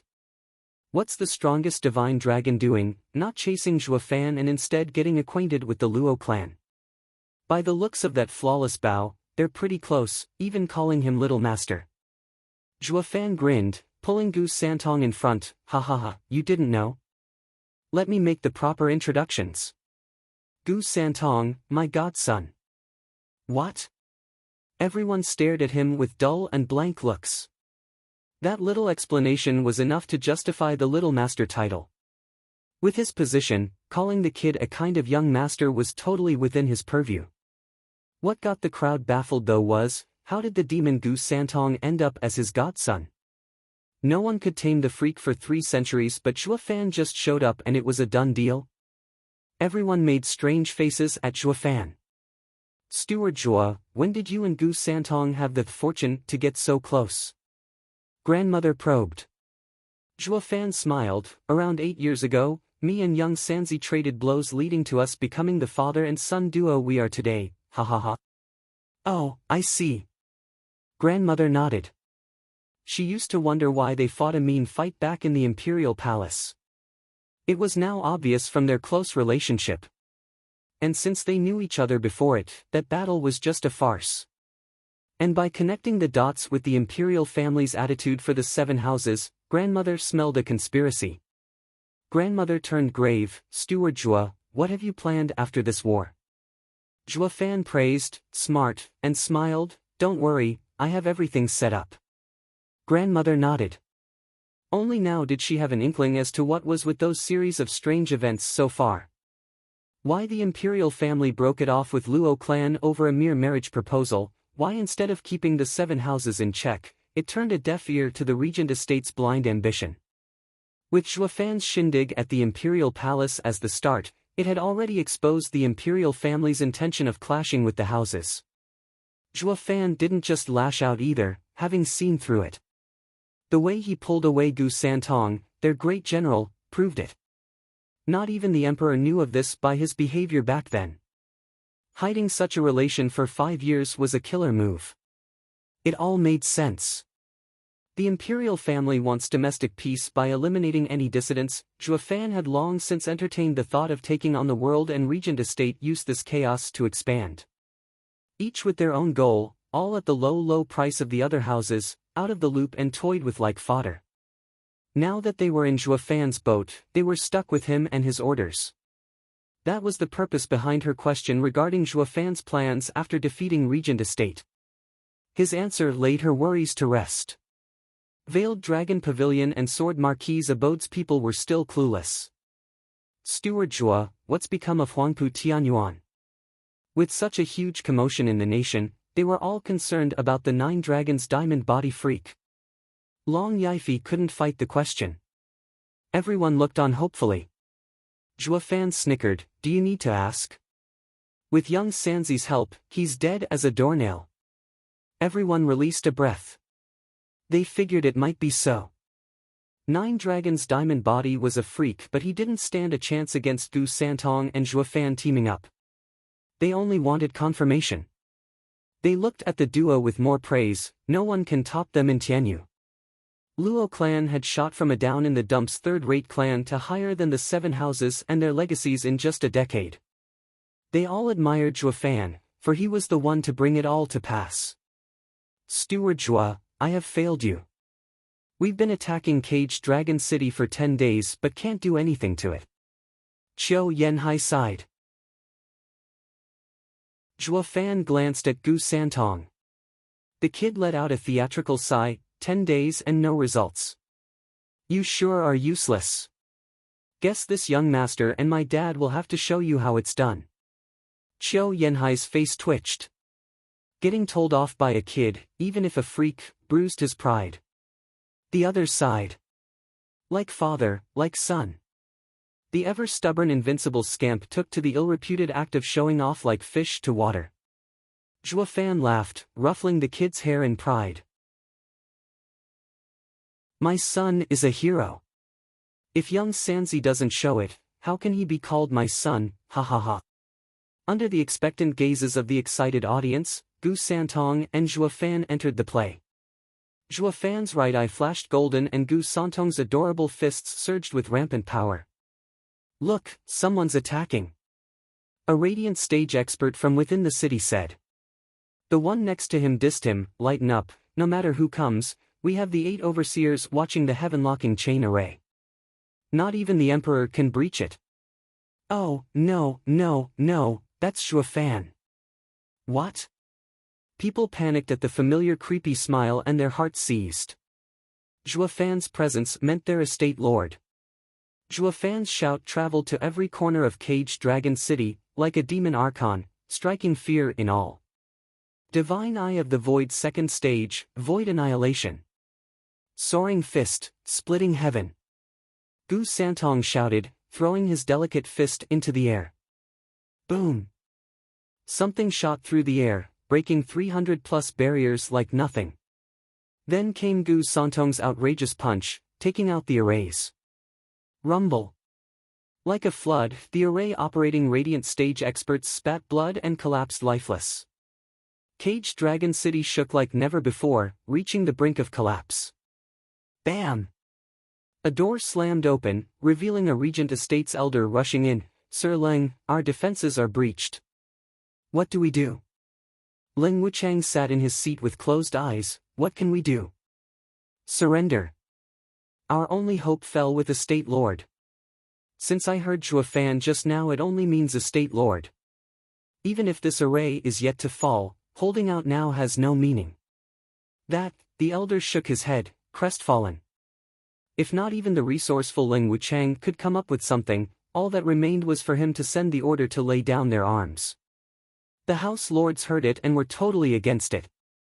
Zhuo Fan was their bitter enemy, how could they just give up? Yen Bagong in particular, riddled with 100 poisons. The Grand Hall Lord lost everything when a traitor defeated him in his area of expertise, poisons. And now he'd go down as a captive. How could he stand for it? What were they supposed to do anyway? Their boss was the strongest, Regent Estate. And since it had capitulated, their opinions hardly mattered. I went with Regent Estate because I wanted to get revenge on Zhuo Fan for destroying my home. But now, even the Regent Estate lies defeated, ha ha ha, heaven has forsaken me, Yuan Shan sighed. The rest were feeling just the same. Meanwhile, the attackers watched the father-son duo do in an instant what they couldn't in 10 days. All were bug-eyed, some slack-jawed, at the unbelievable power that existed in this world. It was like there were 2 Gu Santongs. There might not be another pair like them. Zhuo Fan's order came, capture Regent Estate and bring me Leng Wuchang, alive.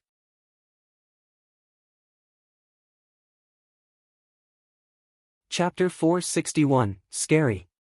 Chapter 461, Scary. Roar! Luo clan's side surged with newfound courage in their assault on Caged Dragon City. Its allies were fueled by rage, to settle a debt of blood.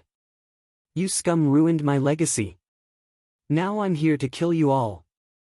Eh ha ha ha. A bummer they didn't get to taste blood though. From the broken walls of the city, people came out with lowered heads, Leng Wuchang in the lead. He was holding a frail branch and something white flapping at the tip. Steward Zhuo, Qiu Yanhai began. Zhuo Fan squinted at their deflated and crestfallen looks, having lost all the will to fight. The House Lords however still had some defiance. Zhuo Fan waved, surround them. Understood. Qiu Yanhai had dozens of radiant stage experts form a tight circle, driving fear into the men. Leng Wuchang gave a small nod in assurance and shouted, Steward Zhuo, it's your victory and my loss. What's with that tone? It's like you expect there to be a next time. Zhuo Fan showed a prideful evil smile. Leng Wucheng sighed, never again, I have completely lost to you and would never dare to face you again. I only wish to know if that road pass you gave me is still valid. My word is my bond. Zhuo Fan smiled. Leng Wucheng sighed, the weight off his chest, and bowed, I wish then to have Regent Estate survivors under your care. All were in complete shock. Grandmother more so. Luo clan had a power beyond the mere head of the 8 houses, being in an invincible position. And if Regent Estate's experts hopped in, it would become a behemoth. Despite Luo clan's allies, they felt the danger growing in direct proportion with its power. Like the case of 2 mountains side by side, your might may be a cut below the neighbors, but the guy would sure have his eye on it. And as this ambition only gets bigger and bigger, you'd find at some point that no one would even throw you a glance, nothing more than a pebble to step on. Luo clan grew at unimaginable speeds, like the whole world moved to help it. It was safe to say the time would soon come when it would find its 3 allies mere rejects. There would be no allies then. They wouldn't be worth even as a snack for this monstrosity. The House Lords saw the real danger, that they would be worth less than these prisoners here. And all began cooking up plans to keep their spot. Zhuo Fan snickered inside, while a dangerous glint from his eyes landed on the captives. Sir Leng, are you sure they want to surrender? Leng Wucheng nodded, absolutely. Then listen up. Seal your cultivation, all of you. Zhuo Fan grinned. The reaction was unanimous shock. It was the same as ending up as a fish in a barrel.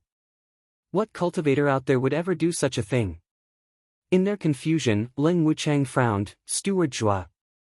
You're prisoners of war and of great power. If you don't seal yourself, how can I take you in? You might run on our way back. Zhuo Fan mocked. Leng Wucheng was the first to do it. The others had no choice but to follow. The House Lords were even more unwilling. But the savage mass of eyes on them forced them to. Now that all of them had not a drop of Yuan Qi in them, Zhuo Fan shouted, kill. Everyone froze, not just the captives, but even the surrounding Radiant stage experts. Didn't they give up? They even obeyed you, so why kill them? Are my ears acting up again? Qiu Yanhai did not hesitate to slam a sealed Radiant stage expert into the ground, dead. He barked, what are you standing around for? You heard Steward Zhua, kill them. They all shuddered, so I did hear right. It's for real. Everyone joined the culling of defenseless Radiant stage experts with extreme prejudice. None knew why, just that Zhuo Fan's orders were law, a do-or-die thing. Wails of agony, curses and roars colored the skies as the blood of the powerless Regent Estate dyed their city red. Zhuo Fan, you lowlife scum, double-crosser. I will haunt you forever. Yuan Shan roared. Zhuo Fan's tone was flat, you couldn't stand me alive and now you won't as a dead man either? Humph, I read too much for you to scare me. Leng Wucheng, you sold your honor to destroy us with Zhuo Fan. Regent Estate has been good to you for decades, yet you show not 1 ounce of remorse, throwing us all to the dogs? One venerable cursed. Leng Wucheng begged, Steward Zhua, they're now yours, a big help and not a thorn. Oh really? Zhuo Fan grinned, Sir Leng, you're an intelligent man here and can see why they surrendered. They did it for themselves, not for me. Ha ha ha, I don't take in just any stranger either. My so-called captives are lured in with promises. There's a give and take agreement between us. While these guys, ha ha ha. Zhuo Fan mocked. Leng Wucheng's ears rang with the constant wails of the dying, but these are human beings. You can't be so ruthless. They may still hold true to their old master, but with time and training. I don't have time. Zhuo Fan cut him off, you're clearer than most about the current situation. The winner will have to face off the imperial family. Do you believe we can get along so well in these circumstances, that I can use these captives, Leng Wucheng? Wouldn't you fear a revolt? Humph, never taken prisoners before a battle. That is the law. Ling Wuchang, are you unreasonable or still hold loyalties to your old master to make such a rash decision? If you'd have breached the encirclement, there'd still be some experts surviving, but now, ha ha ha, Zhuo Fan patted Ling Wuchang's shoulder with a savage look. Ling Wuchang closed his eyes and sighed. He knew Zhuo Fan was ruthless, but he still. The curses and wails never ceased, bringing pain and sorrow to his heart. Too greedy, Sir Leng, that's what you are. You wanted to save them all but have doomed them instead. A mastermind needs a collected mind, not let himself be swayed by emotions. You've been a mastermind your entire life, so why make such an elementary mistake now? Take it as a lesson for your tenure in Luo clan, to never stoop to such gross dereliction of duty. Steward Zhua. Zhuo Fan soaked in the mesmerizing echoes of agony as he dished out cynicism by the gallon. Ling Wuchang had a limit though, didn't you give me a pass? Why do you want my men? A pass is, by definition, singular, and for a mastermind. Now who would you have in mind? Zhuo Fan took out a bloodworm from his gourd, the one who eats this lives and the rest die. Choose. Ling Wuchang shuddered, holding the bloodworm with a trembling hand. He looked back at the genocide with fear and sadness. Save me. With their cultivation sealed, none could escape, only scramble around in the chaos. Eyes turned to Ling Wuchang here and then, everyone filled with dread and pleading. Sir Leng, who do you want to save? Zhuo Fan grinned. Ling Wuchang just stood there, torn as the men grew fewer and fewer.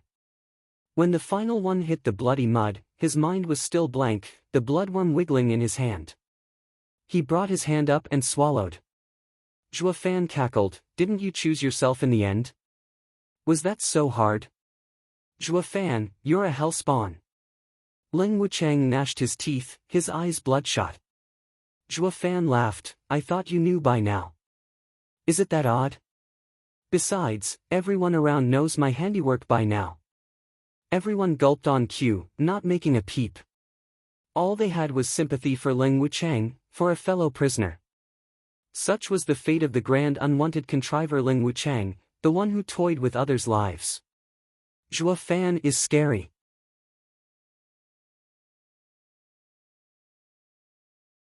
Chapter 462, Crisis in the Imperial Capital. Chapter 462, Crisis in the Imperial Capital. Among the rubble and ruins, cries of suffering and pain echoed. Ling Wuchang's forehead was riddled with pulsing veins, flopping around like a fish out of water. The freshly gained turncoats circled him in fear and shock. So this is the end of all who take bloodworms. They vowed to be extra careful from now on, lest they end up like that. All the new recruits were shivering and soaked in sweat. Zhuo Fan went about his business, sending the Luo clan to killing, pillaging and desecrating, the usual. He sure earned big this time. Regent Estate was the boss of houses for a damn good reason. It had many times more corpses than the other 6 combined. His plan of reaching the 100,000 war puppets quota looked mighty promising. It was all worth it going to war with the Regent Estate. Steward Zhua, and my surrender is sincere. Is this really necessary? Ling Wuchang shouted, getting all eyes on Zhuo Fan. Common sense tells us Ling Wuchang ought to be welcomed with respect. So why? Sipping on his tea, laid back in his comfy chair, his reply was a beaming smile. Sir Leng, you only have yourself to blame. I did give you a Luo clan pass, but what did you do, threaten me with hostages? Ha ha ha, I am quite the petty man and your act cut your pass in half. So after shaping you up for, let's say, 3 full days, we will speak terms. Just for that? Ling Wuchang felt like crying. Steward Zhua, you told me taking your people was enough. I was still Regent Estate's steward and had to consider its interests. That was only natural. How can you? Zhuo Fan smiled, true, I did say that. But did I also ask you to plot against me, against your future lord? So you see, punishment is in order for your inflexible ways. And just so I won't forget, keep your excuses to yourself. Cashing in the pass will still come down to my decision, ha ha ha. Ling Wuchang felt as if he had boarded a pirate ship and felt like crying dry tears. I can overlook you killing Regent Estate's captives. But you would torment even me, a homeless old man. The rest sighed, but the power couple. They were chipper inside. These newbies are a bunch of softies, even Ling Wuchang. We had no grudge with Steward Zhua yet still went through a world of pain back then. Now this guy starts preaching reason to Steward Zhua. His torment ought to be increased by 2 days. Big brother Zhua, Sir Ling is on our side now. Why not just let it go? He still looked after us while we were captive in Regent Estate. Luo Yunhai came forward to plead Ling Wuchang's case out of pity. Ling Wuchang's eyes lit up, grasping at straws.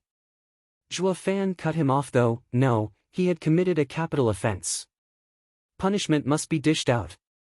But since clan head has asked, I can reduce it to 2 days. Heart sinking, Ling Wuchang looked at Luo Yunhai with big eyes for more. Luo Yunhai's second pleading only got a dissing wave from Zhua Fan. But he got a wink, to go someplace quiet. Yunhai, did you really believe I was doing this out of some petty vendetta? The two walked as Zhua Fan transmitted. Yunhai was puzzled, why else? Don't I know you, big brother Zhua? You've never been a compassionate guy.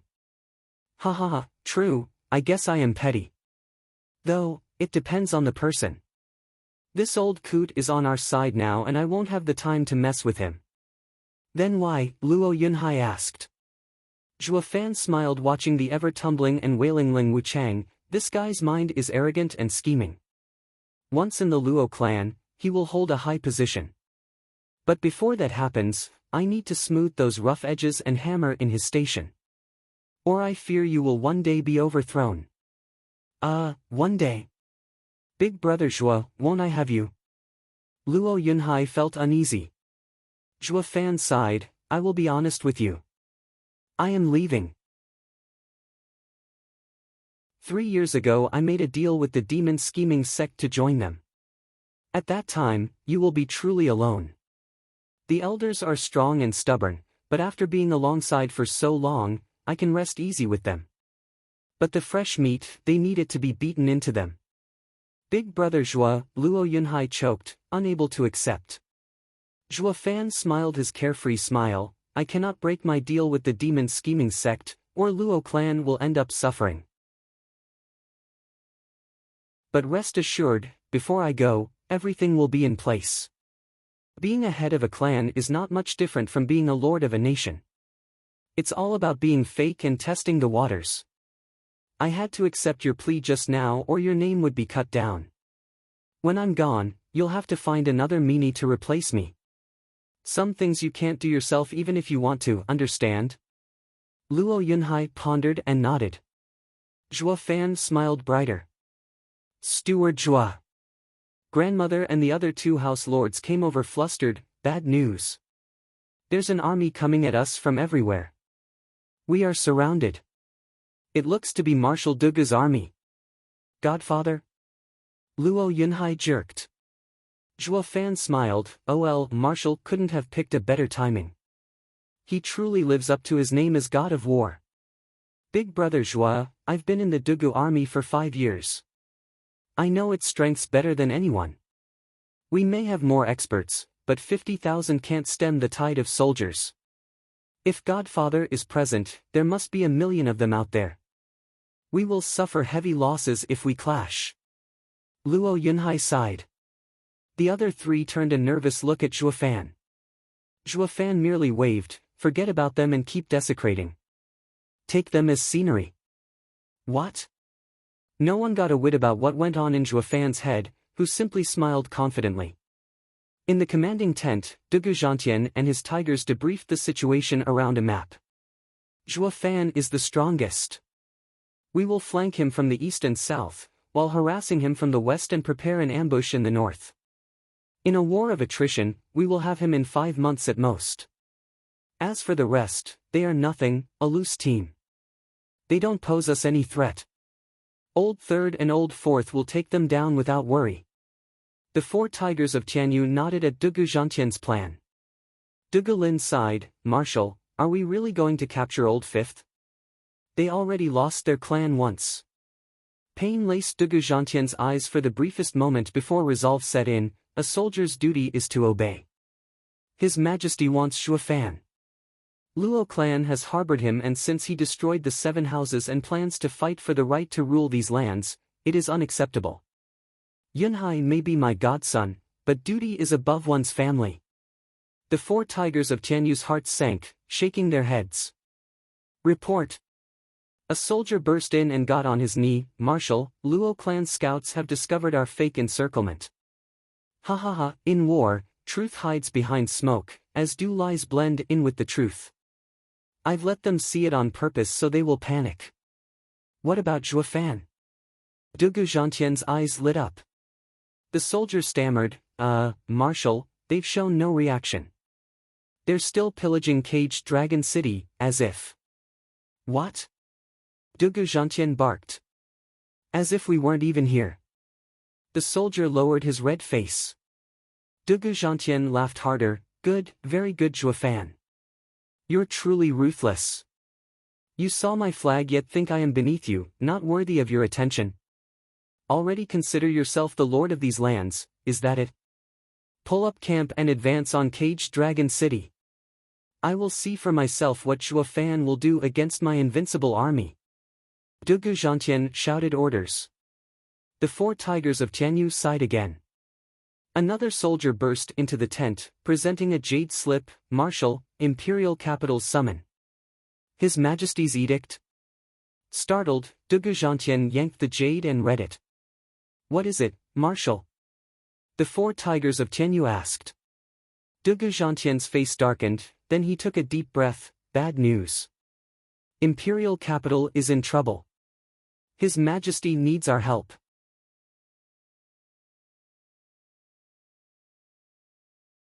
Chapter 463, Killings in Imperial Palace. Chapter 463, Killings in Imperial Palace. What? The 4 looked at each other in shock. How can this be? Didn't His Majesty send another edict just a while ago to destroy the traitors? Why this sudden cry for help? Dugu Lin found it unnatural, changing his mind after just a few days, and we are so far away. It only proves that the imperial capital is in such peril not even His Majesty can ignore it.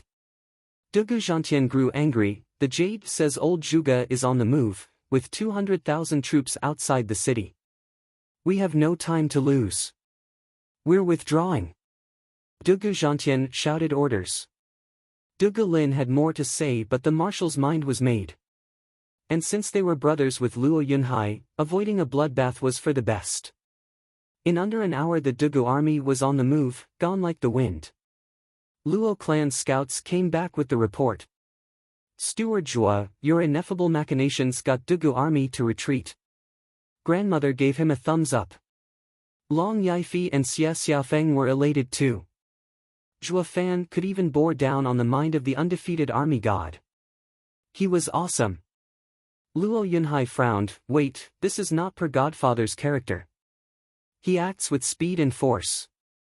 Once the army is on the move, it won't withdraw for any reason. Just what could have happened? Long Yaifi took it in stride. Maybe the marshal had a change of heart, going to His Majesty to plead your case.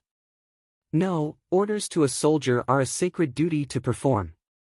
Godfather cares for Luo clan, but he would first capture us and present us to the palace before asking for leniency. He will never fall back like this. Luo Yunhai shook his head. Gu Santong mocked, Humph, who cares? It's all the same to me.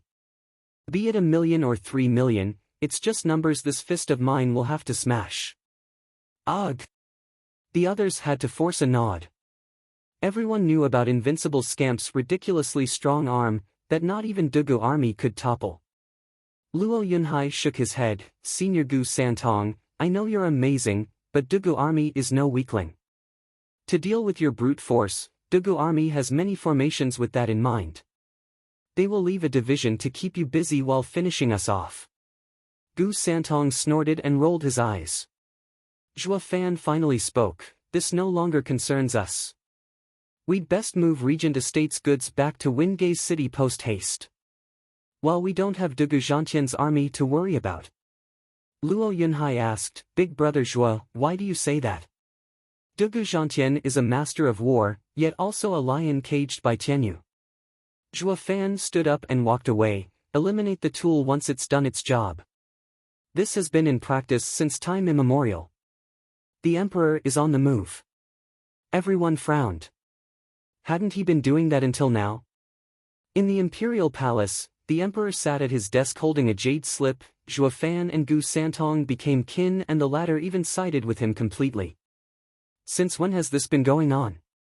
"Oh, Zhua Fan, you sure are playing close to the vest. Not even I saw it coming." "Report." A guard rushed to his knees. "Your Majesty, please evacuate. The rebel army is pushing hard and the city guards are on the brink of collapse. Your Majesty's safety is paramount. Please think of the world's safety and leave the imperial capital." "Absurd. I am the ruler of this nation. How can I just leave the imperial capital?" The emperor glared. "Have you found out where Zhuge Changfeng is right now?" Not yet, Your Majesty." The guard lowered his head in shame. The emperor said, "Prime Minister Zhuge sure is thorough. With all my divine dragons away from my side, he still fears I'll send someone after him and keeps hidden ever since the start of the rebellion. Ha ha ha, what can a coward possibly achieve? Ha ha ha, that crusty old man will only show himself when the rebellion is over. Imperial Father." Crown Prince and Fatty rushed into the study. "Imperial Father, the city guards are down and even the 6th grade array has failed. Some bastard destroyed the core. The army outside is flooding the capital. Please Father, evacuate." Crown Prince beseeched. The fatty nodded, looking outside in panic. Shouts came from outside. The Imperial Guards were clashing with the rebels. The Imperial Guards suffered a crushing defeat at the Second Prince's rebellion just a while back and now were beset by another force before they could recoup. The fatty looked more distressed by the second. Humph, that crusty old man had quite a few hidden pawns placed inside the city, waiting for the right moment to strike. The emperor strutted outside. "I am the rightful emperor, blessed by heaven itself. Let's see how Tianyu's best mind, my loyal prime minister, kicks me off my chair." Imperial Father, Crown Prince and Fatty shouted. But knew no words would get to the staunch emperor. All they could do was follow him in silence. The fighting closed in as they exited. With wails and shouts of pain, men in black flooded the area. There was no sight of any Imperial Guard around, most likely drowning in their own blood somewhere. The rebels had the Imperial Palace surrounded in seconds, with discipline and efficiency seen only in veteran armies. Crown Prince and Fatty stood guard on the Emperor's sides as they glared at the enemy.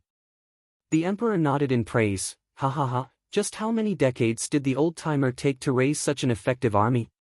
It's not far behind even the Dugu army. Prime Minister Zhuge has shown great consideration for today. Ha ha ha, Your Majesty shows no fear even in the face of 1,000,000 soldiers. Truly a man of valor." A man walked out from the ranks of the rebels. Zhuge Changfeng was followed by his Yin-Yang elders and the entire court, smiling like the victor. "Crusty Zhuge, you wretched thing, dare rebel?" Crown Prince snapped. The Emperor merely waved. "Child, easy. Zhuge has been Prime Minister for decades, rendering great service to Tianyu. He did it for the people and for the future. He is a valuable official of Tianyu. A lord should not slander one such as he so easily either." Crown Prince choked on anger, forcing himself into a bow. Zhuge Changfeng snorted. "Your Majesty, we've been working together for close to a century now. Yet you're still so fake. Now that I have the power, this is your final moment. Can't you be honest for once?" "Ha ha ha, why ask such a question, Prime Minister Zhuge? I've always been pleased with your conduct over the years in dealing with matters of the court. I can say with complete confidence that if not for Prime Minister Zhuge, there'd not be the glorious Tianyu Empire of today. The emperor laughed. If not for the swords in the background, everyone would think this was just a heart-to-heart talk between a lord and his minister. Zhuge Changfeng mocked, "Oh, great and wise ruler, I have committed the heinous sin of rebelling, a righteous lord's shame. Shouldn't I be put to death? How could the treacherous me ever betray the compassionate and brilliant master?" Ugh! The officials around had no idea where the prime minister was going with this. One official flattered, "He, the emperor is still blind to see his head is about to roll. No wonder everyone is set to fight him and get Tianyu in chaos. He is not fit to be called emperor, only the wise prime minister Zhuge can be the true eminent ruler here. Don't you all agree?" "Hark!" Everyone echoed. Crown Prince and Fatty were outraged compared to the emperor's tranquility. Zhuge Changfeng turned to the speaker and said with disdain, "Ministry of Appointments Sir Chao, I have said this before, your flattery is too obvious. You're better off not saying anything. And you're wrong about something, His Majesty is no fool, but a shrewd man. I should know, I've been fighting him my entire life. If he were to be a fool, won't that make me a moron?" The whole court was stumped. What's with the prime minister? Why does this look like two old friends catching up? Fellas, could you perhaps be kind enough to mind us, part of the rebel army? This isn't a tea party, you know. At least snap at each other and tirade already. It's hard for us to get into our roles with you all being so cool with each other. Even rebels have their honor. Please don't ignore us." Zhuge Changfeng and the emperor never cared about some extras' feelings since all they could ever possibly do was stick to the side. They couldn't even employ the height of their careers right, i.e. rear smooching.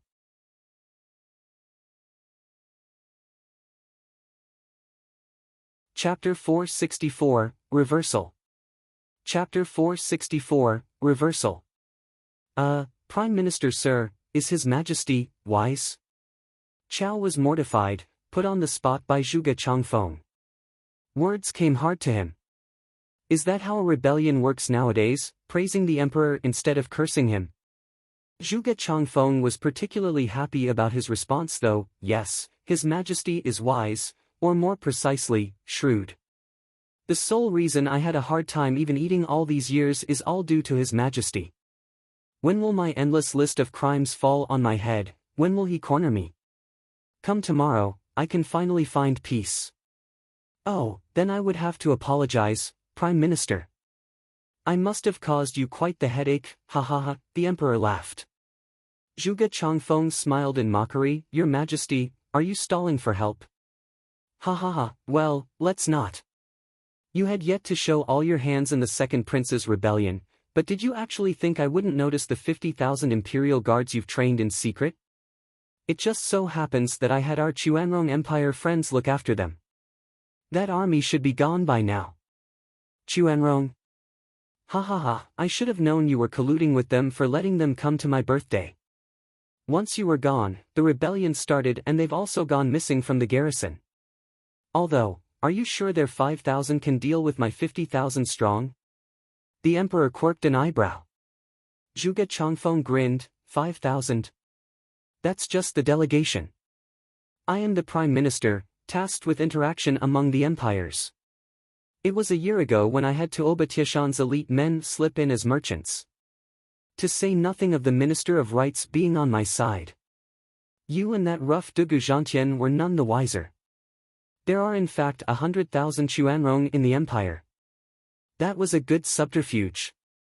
The emperor nodded. I seem to find my poor life at an untimely end. Only your Majesty is to blame for it, looking to quell the civil war of the houses. So much so that you left the court empty and opened the door for me. Though I do feel for your Majesty's rush, with your body close to the hereafter. That being said, your Majesty can't have a stalemate left for your heir. Paving a way for him is paramount if your Majesty doesn't want him to be overthrown. Prime Minister Zhuge knows me so well, cough, the emperor nodded.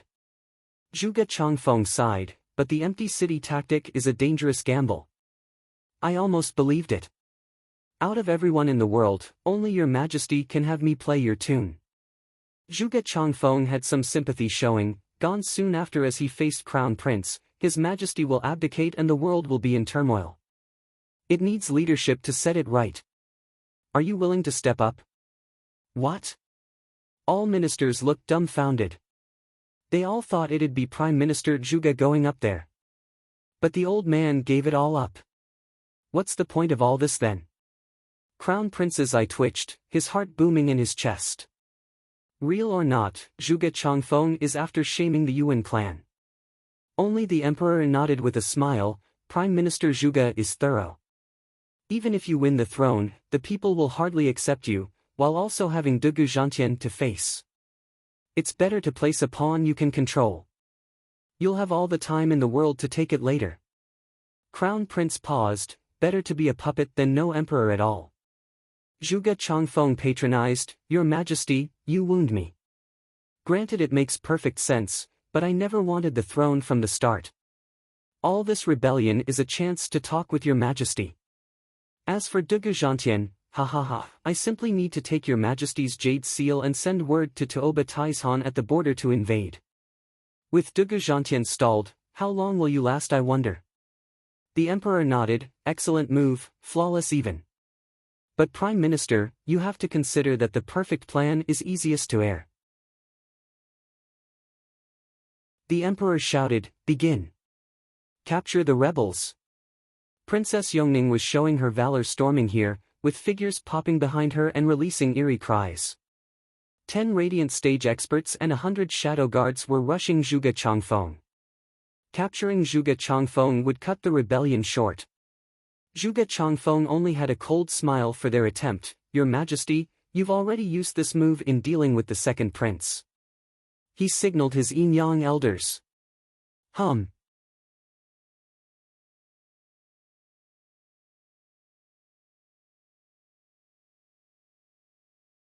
Chapter 465, Great Men's Favors Are Uncertain. Chapter 465, Great Men's Favors Are Uncertain. Heaven and Earth Sages. The two of the 3 strongest divine dragons 300 years ago. You're not dead? Zhuge Changfeng gasped, I see it now, The two's eyes met and sorrow traced their faces. With Your Majesty's boundless wisdom, you should have taken care of me by now. I can tell you have my 200,000 men surrounded.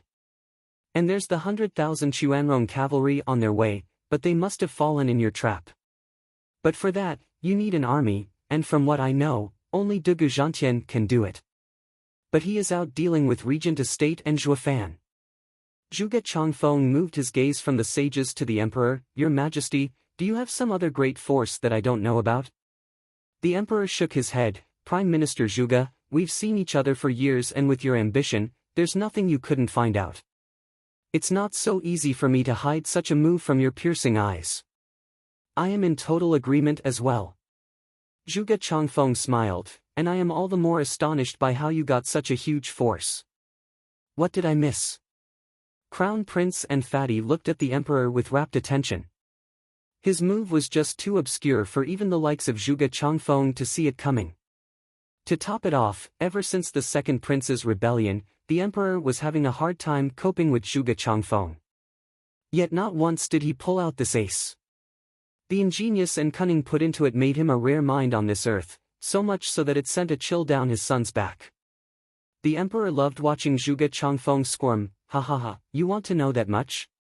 But I do believe ignorance is bliss in this case, sparing you the vexation. What could trouble a dying man? I only wish to part with a clear conscience. Zhuge Changfeng spoke. The emperor paused. You are indeed my great minister, helping me all these decades, a pillar of the nation. I admire your calm. The emperor clapped. Men, grab them. As your majesty commands. A familiar shout came from the clouds. Zhuge Changfeng shuddered and his face fell. The Xuanrong warriors rode in on their roaring spiritual beasts, surrounding the rebels. The ministers felt faint in front of their might. Wasn't Xuanrong on our side? What's it doing pointing their pets at us? The Tauba siblings and imperial tutor came out of the circle. Everything went without a hitch, per Sir's decree. Young Master Tauba, one goatee old man cried at them.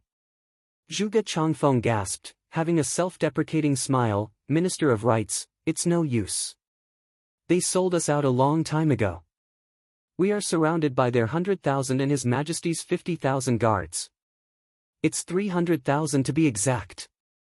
The Emperor interjected, Prime Minister Zhuge, you got 100,000 Xuanrong cavalry sneaked in, can't I do the same?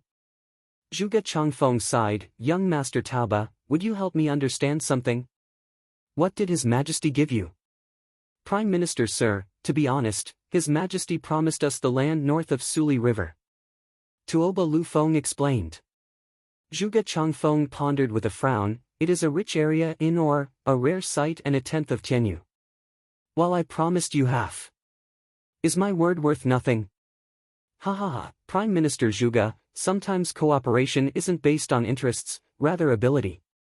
Tuoba Lufeng added, His Majesty knew all about our discussions. You were just dancing to his tune, so how could you succeed? And even if you did, that would still leave dealing with unifying the land before you could give us our rightful claim. Would the Empire's 3 guardian sects even listen to you? It means wasted men and effort over nothing. While with His Majesty, who knows all, sees all, the sects had no way to deny his word.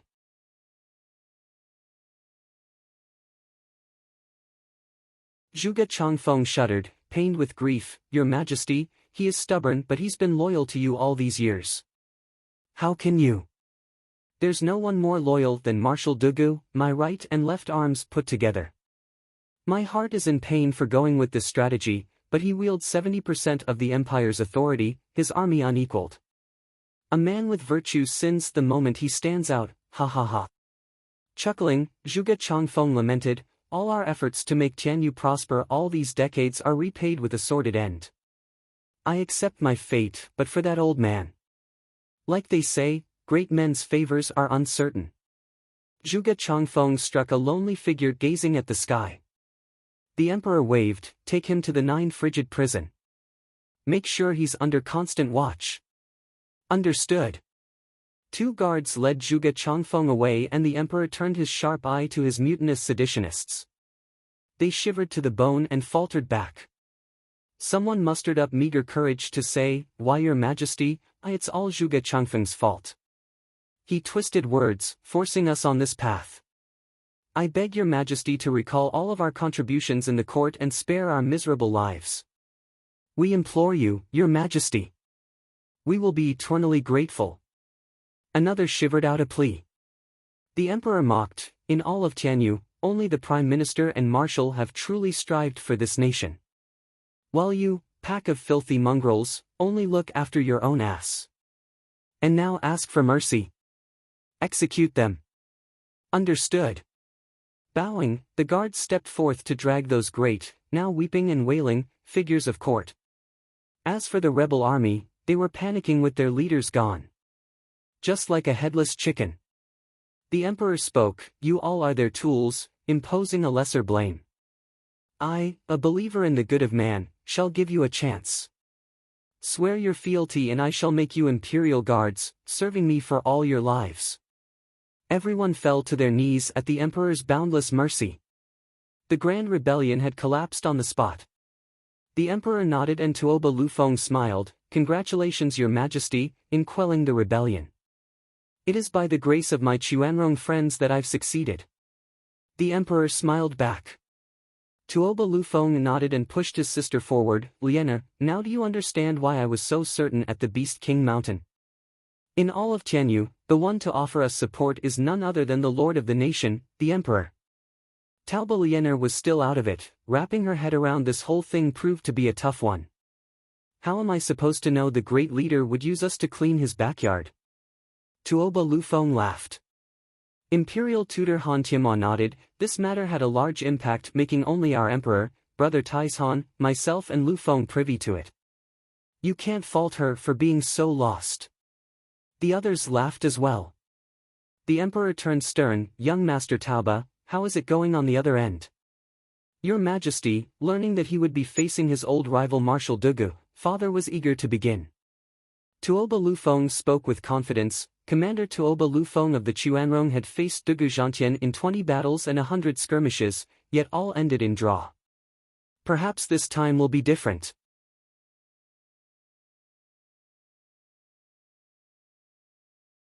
Chapter 466, Something Stinks. Chapter 466, Something Stinks. The rebellion left as quick as it came. That being said, it failed not from a lack of foresight in the Prime Minister's planning but the Emperor's outstanding acumen paving the way for the entrapment. With the festivities over and done with, the Emperor pulled out the welcome wagon for the Chuanrong as guests of honor. Tuoba Lufeng and company gladly obliged in a show of respect. Glancing at his remaining children, the Emperor sighed. The foreign look in their eyes cut the heart of this old father. Crown Prince, Tsong'er, Yongning. The Emperor began, are you perhaps of the opinion that inviting Chuanrong to deal with Zhuge Changfeng is a stain on Tianyu Empire's honor? It's vile and treasonous. Yongning snapped.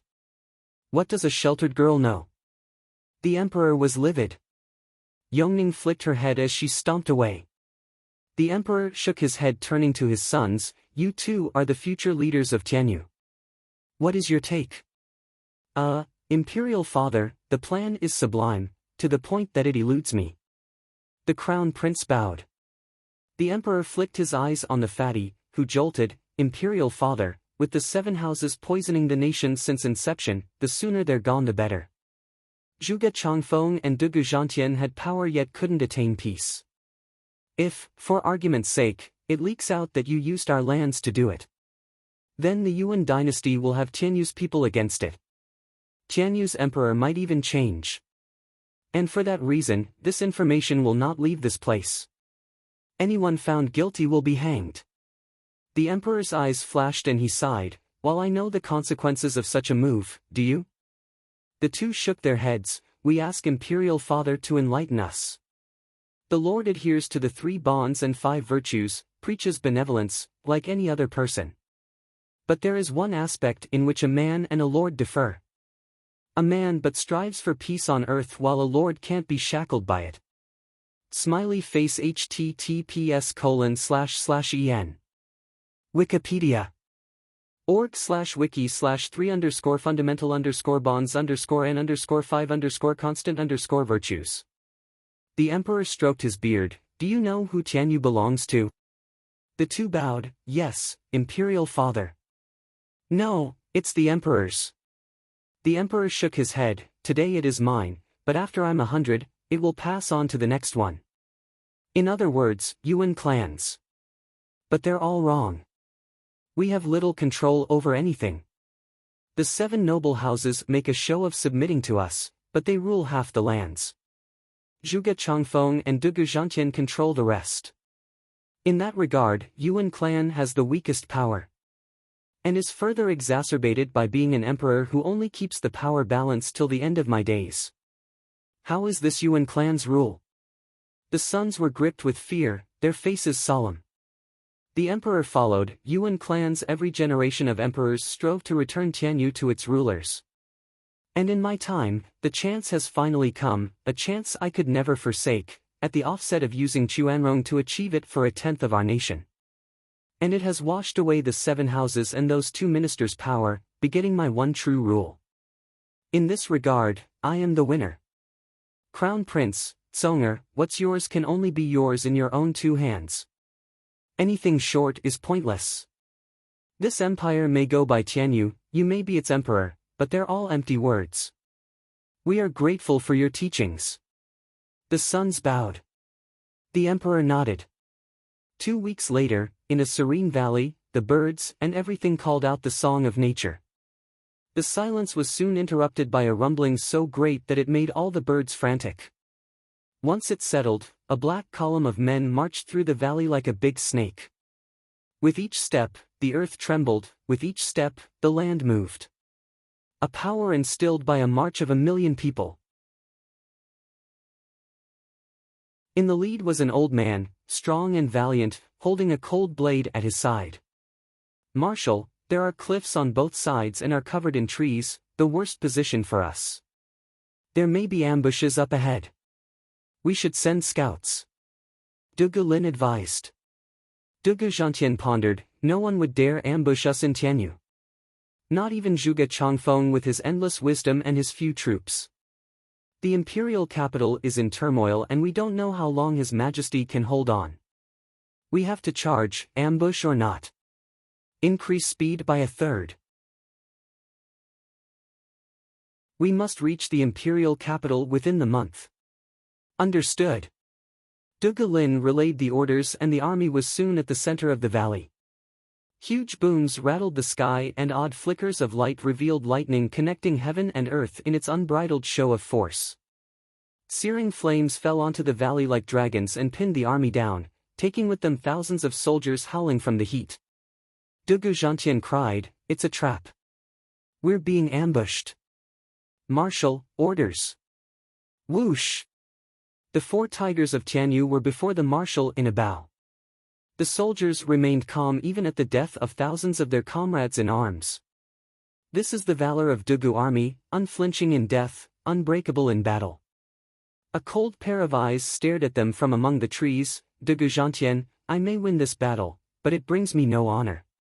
Nevertheless, I still wish to be the one to cut you down. Prepare for battle. This trick won't scare that old-timer." Understood. The forest exploded with agreement. Looking at the flickering lightning, the scorching fire, Dugu Zhantian roared, "Ha ha ha, that old Zhuge has even made a move against me now, on my return? What I lack in subterfuge, I make up for on the field of battle. 4 tigers of Tianyu, snake formation. Punch through." Dugu Zhantian snorted. Understood. The tigers took a division each. A soldier was weak alone, but working together, the Yuan Qi blended into forming a cohesive unit, shielding the squad. No lightning or flame touched them. The tigers roared and the army split up into snakelings in all directions, easily bypassing the heat and thunderbolts. At safety, they regrouped, with not so much as one loss. Dugu Zhantian wielded his blade, looking around, "Don't think you can take me with such a trick. Come out if you dare." Roar! Beast howls shook the skies and quaked the earth. That's rumble. With a shudder stronger than the army's previous marching, a horde of spiritual beasts came into sight. They were not ordinary spiritual beasts either, but carrying armored warriors. Dugu Zhantian could tell that display from anywhere. Chuanlong's beast army. What are they doing here, and so many on top of it? Dugu Lin asked. He wasn't the only one curious. Dugu Zhantian gnashed his teeth. That wretched Zhuge Changfeng sold his country. Letting this army run unchecked, it will slaughter the people and rain havoc on Tianyu. That rotten bastard has cast aside even the people for the world. Does he not care about heaven's wrath? Marshal, something stinks. Not even the Prime Minister would be so brazen as to let Chuanrong into Tianyu in such an open fashion and undetected as well. There hasn't even been a word from the border. Dugu Feng frowned. Dugu Zhantian's suspicions grew, but he had no time to unravel them. The beast army was upon them and not even their numbers would prove to help them here, with no support from arrays.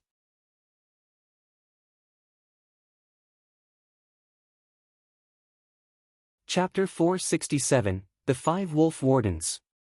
Chapter 467, The 5 Wolf Wardens. Tigers, echelon formation. As the beast army closed in, Dugu Zhantian shouted orders. The 4 tigers of Tianyu bowed and split the million soldiers into 4 divisions and charged. The division formed cohesive units sharpened into daggers as they got ready to break the encirclement before the enemy had yet to reach them. The cold eyes in the woods laughed. Dugu Zhantian, you're as good as ever in using your men. Steel Arm Wolf and Ironback Wolf, go block them. Blood Shadow Wolf and Howling Wind Wolf, flank them. Slaughter Wolf, meet them head on. Understood. The trees echoed back.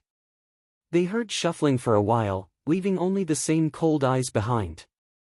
Roar! Massive beasts were upon the 4 divisions with a stampede, sending gore and blood everywhere while trampling the rest. Close to 1,000 of such huge beasts rained havoc on the men. The divisions fused their yuan qi into an impenetrable shield, pushing back the spiritual beasts. This was Dugu army's renowned strength displayed to its true potential. Each soldier stood weak alone, but here, they were a cog in this murder machine. Not even a team of radiant stage experts would mess with them. It made them so powerful that even Dugu Zhantian, the only Regent Estate expert in the Dugu army, intimidated the likes of Regent Estate. Luo Yunhai postulated that even Gu Santong would find it hard to fight this army. It wasn't as simple as 1 + 1. The added force was more than the sum of its parts. This gave Dugu Zhantian ultimate power in Tianyu, thanks to his 3 million men. Second brother, the Chuanrong doesn't look to have a real commander. We can break free. Dugu Feng shouted. Dugu Lin nodded, but frowned. Is that really the case? So many of Chuanrong's beasts have invaded Tianyu, yet without a leader? Forgetting the fact that a Chuanrong soldier never listened to a Tianyu general's orders, there was no way for a Tianyu general to command them simply because they were Chuanrong. Not even the Dugu army, having fought with them for years and years, could claim that they knew about Chuanrong's beast army tactics. But to come here without any leaders? That was outrageous. It was no different than a stampede. Loud bangs announced tens of thousands of 100-meter-tall spiritual beasts in the 4th level, falling down like a meteor shower. They grouped up the moment they landed, with their riders making seals. The spiritual beasts turned into a unified force, wrapping them in a fierce yuan qi veil, acting as a wall. For crying out loud! Speak of the wolf! Dugu Feng raved, it's Chuanrong's formation, Vajra Earth. Stop looking so surprised. We've seen it dozens of times. Brother, stand aside. Let me punch a hole in that wall of theirs. Dugu roared. Dugu Feng nodded. Third is the best when it comes to head-on attacks. He's best at tackling this headache. Dugu Hua signaled for the men to part. Dugu Hua sped up until he was out. His division's yuan qi shield grew thicker, even igniting and becoming visible, testament to its raw power. Take them down in one go. Dugu Hua shouted, his soldiers echoing his valor. It was then that a golden figure appeared between the two clashing forces. His yuan qi melding with the spiritual beast's yuan qi wall. Dugu Hua shouted, Ironback Wolf. In the flesh. Dugu Hua, you'll never get past me. The man laughed. Boom! Red and golden waves clashed in a deadlock, while the two foremost men were Dugu Hua and the sinister Ironback Wolf. Their arms tangled, with no one budging an inch. Their own armies fueled their battle with yuan qi. What looked like a mere brawl between two men, had far greater implications. As the formations themselves came into play, it involved the yuan qi of hundreds of thousands of soldiers. One side had to slip but a fraction and the other's yuan qi would mow them down like grass. A thin line between glory and oblivion. Dugu Hua, you're still so tough after all these years. Ha ha ha, I was right in coming here. Ironback Wolf grew excited. Dugu Hua laughed, my training shall never stop until I take your hide. You and me both. Ironback Wolf echoed his battle spirit. Dugu Feng had other thoughts, coming over with his division, sorry to spoil your fun, but this is war, not your playground. I don't think any of you would mind me helping the old third. Leader of the 4 Tigers of Tianyu, Windwalker Dugu Feng. Ironback Wolf spoke, did you actually think you're the only one with an overwatch? Dugu Feng felt uneasy. In a flash of grey, Dugu Feng's advance came to a halt.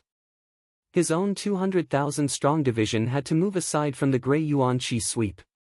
He saw far in the distance a robed man with his own army of 100,000 spiritual beasts. Dugu Feng's voice was heavy, steel arm wolf. Behind the both clashes, Dugu Lin looked on with unease. 3 of the 8 wolf wardens are in the imperial capital, yet 2 have shown up here. Roar! The sudden outburst coming from both sides broke him out of his thoughts. The outburst came from spiritual beasts, but not your ordinary ones. Dugu Lin grew frantic as he saw on his left, a beast army covered in a red glow and going berserk. Leading them was a man with red hair. Dugu Lin gasped, "It's him. Blood Shadow Wolf." Unlike the rest of wolf wardens, he was a rare beast master that could arouse the bestial instinct through a secret blood art, rendering them rabid and 10 times as strong. It was the greatest thorn to Dugu army each time they clashed. With this place in chaos, the ever-calm Dugu Lin felt unnerved at last. And misery sure loved company. Coming on his right was another beast army in a heavy march. Howling Wind Wolf. Dugu Lin's heart hit rock bottom. Howling Wind Wolf was another beastmaster, specialized in speed. He was as fast as Dugu Feng. Though in this case, it was also a matter of size. The huge bodies of spiritual beasts going at such speeds would leave only gore and havoc in its wake. Sweating buckets, Dugu Lin was at an impasse. A yellow glow flashed by Dugu Lin's division. Unshakable mountain. Boom! Howling Wind Wolf's army came to a halt at Dugu Shan and his division's intervention. Dugu Zhantian gave his godson free rein in training his troops, forming the strongest Yuan Qi wall in his entire army. What they lacked in speed, they made up for in stability. It couldn't punch through a blockade, but given time, it would come out on top in any conflict. The beast army had a hard time even shaking this iron shield. Even so, Dugu Shan's side was pushed back a dozen meters from the impact, with their faces turning yellow. "Dugu Shan, you blocked me again." Howling Wind Wolf raved. Dugu Shan snickered, "True, it's always me cutting you off, he he he. Second brother, I leave Blood Shadow Wolf to you." Dugu Shan focused on the enemy coming for another strike, pushing him back one step at a time. Dugu Lin nodded, turning to Blood Shadow Wolf with a resolved look, maze formation, silent as a forest.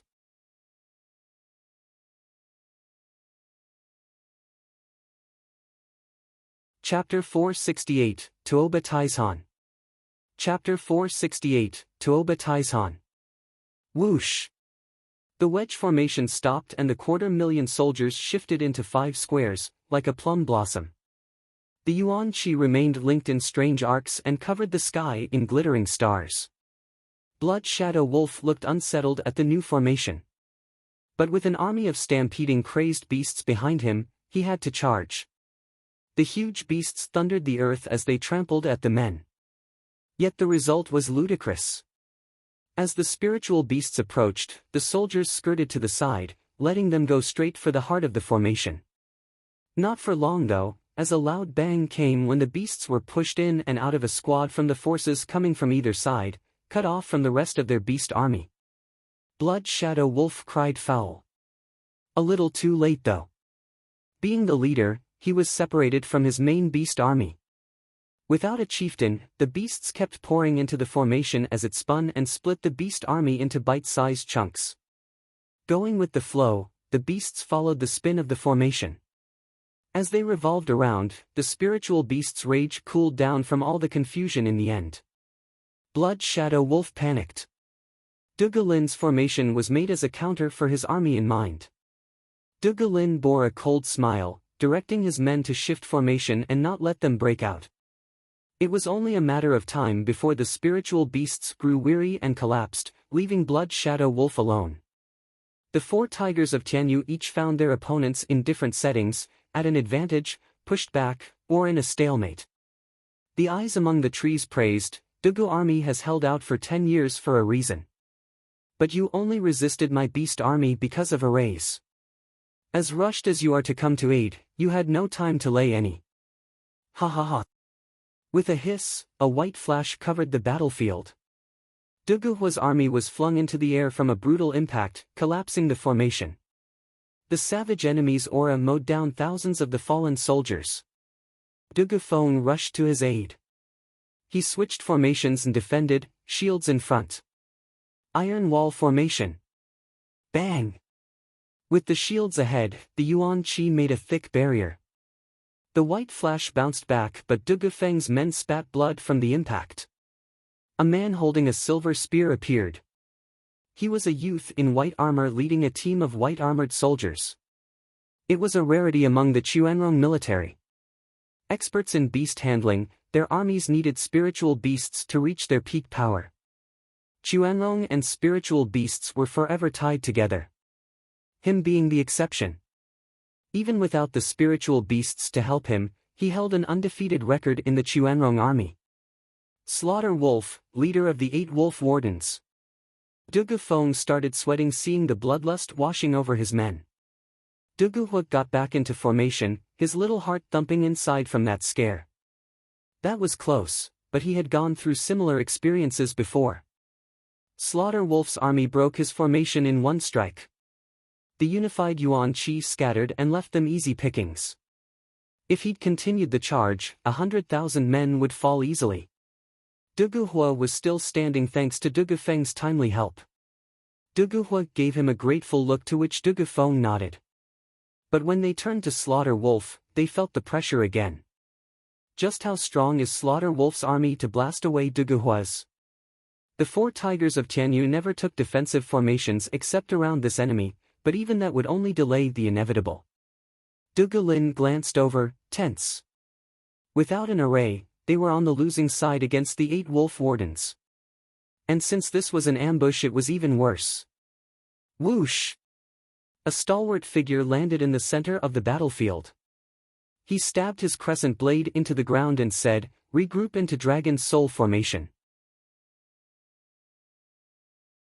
Everyone lit up at the arrival of their marshal. The 4 tigers gathered in the center. Dugu Feng and Dugu Hua retreated, while Ironback Wolf, Steel Arm Wolf and Rabid Wolf simply watched. Dugu Shan fell back while Howling Wind Wolf remained in place. Dugu Lin withdrew and Blood Shadow Wolf rejoined his beast army and had them go berserk again. Yet all they did was observe the Dugu army tighten into an odd shape. The 4 tigers of Tianyu made up the 4 sides while Dugu Zhantian made up the center, unaffected by the surrounding enemy. "Younguns, do you really take us for nothing without arrays? Humph, Dugu army shall never fall. Come, I will personally show you my army's true skill." Dugu Zhantian laughed, his imposing figure sending shivers down the 5 Chuanrong armies. "Don't mind if we do, old marshal." Cupping his hands, Slaughter Wolf and the other 4 nodded. The 5 armies charged. Howling Wind Wolf with his speed, Blood Shadow Wolf with his berserk beasts, Ironback Wolf with his staunch troops and Steel Arm Wolf with his uncanny strength. Yet none of them could match the bloodthirst coming off of Slaughter Wolf's army, sending shivers into the bones of every Tianyu soldier. Before they acted, Dugu Zhantian ordered with a wave of his blade, Dragon's Soul formation, coiling the world. Roar! A dragon flew out of dragon-slaying crescent blade while the army made a seal, fusing their Yuan Qi. The entire army's Yuan Qi turned physical from the quantity. The dragon swam in this sea like a fish in water, absorbing its power. A dragon was unequaled in its waters, growing dozens of meters in a blink, into a 1,000-meter behemoth winding among the soldiers and ensuring their safety. The 5 enemy teams were startled, but their charge was already underway. Bam! With 5 rumblings, the armies were flung back by the dragon, even Slaughter Wolf's. Blood spilled from their mouths, with the spiritual beasts throwing off their riders while collapsing. Dugu Zhantian flicked his blade for the dragon to return. "How do you like Dugu army now?" The 4 wolves glared at the invincible marshal, unwilling and powerless. Dugu Zhantian shouted, "With Chuanrong's 5 wolf wardens here, including Slaughter Wolf, that means Tuoba Taizhan isn't far behind. Isn't it about time you show yourself?" "Ha ha ha, the only reason I'm in Tianyu is to see you, old marshal." A bearded figure stepped out of the tree line. A middle-aged grizzled scholar walking along with his men. The 5 wolves crawled to their feet and bowed, "Commander." The commander-in-chief of the Chuanrong, Tuoba Taizhan, had entered the scene.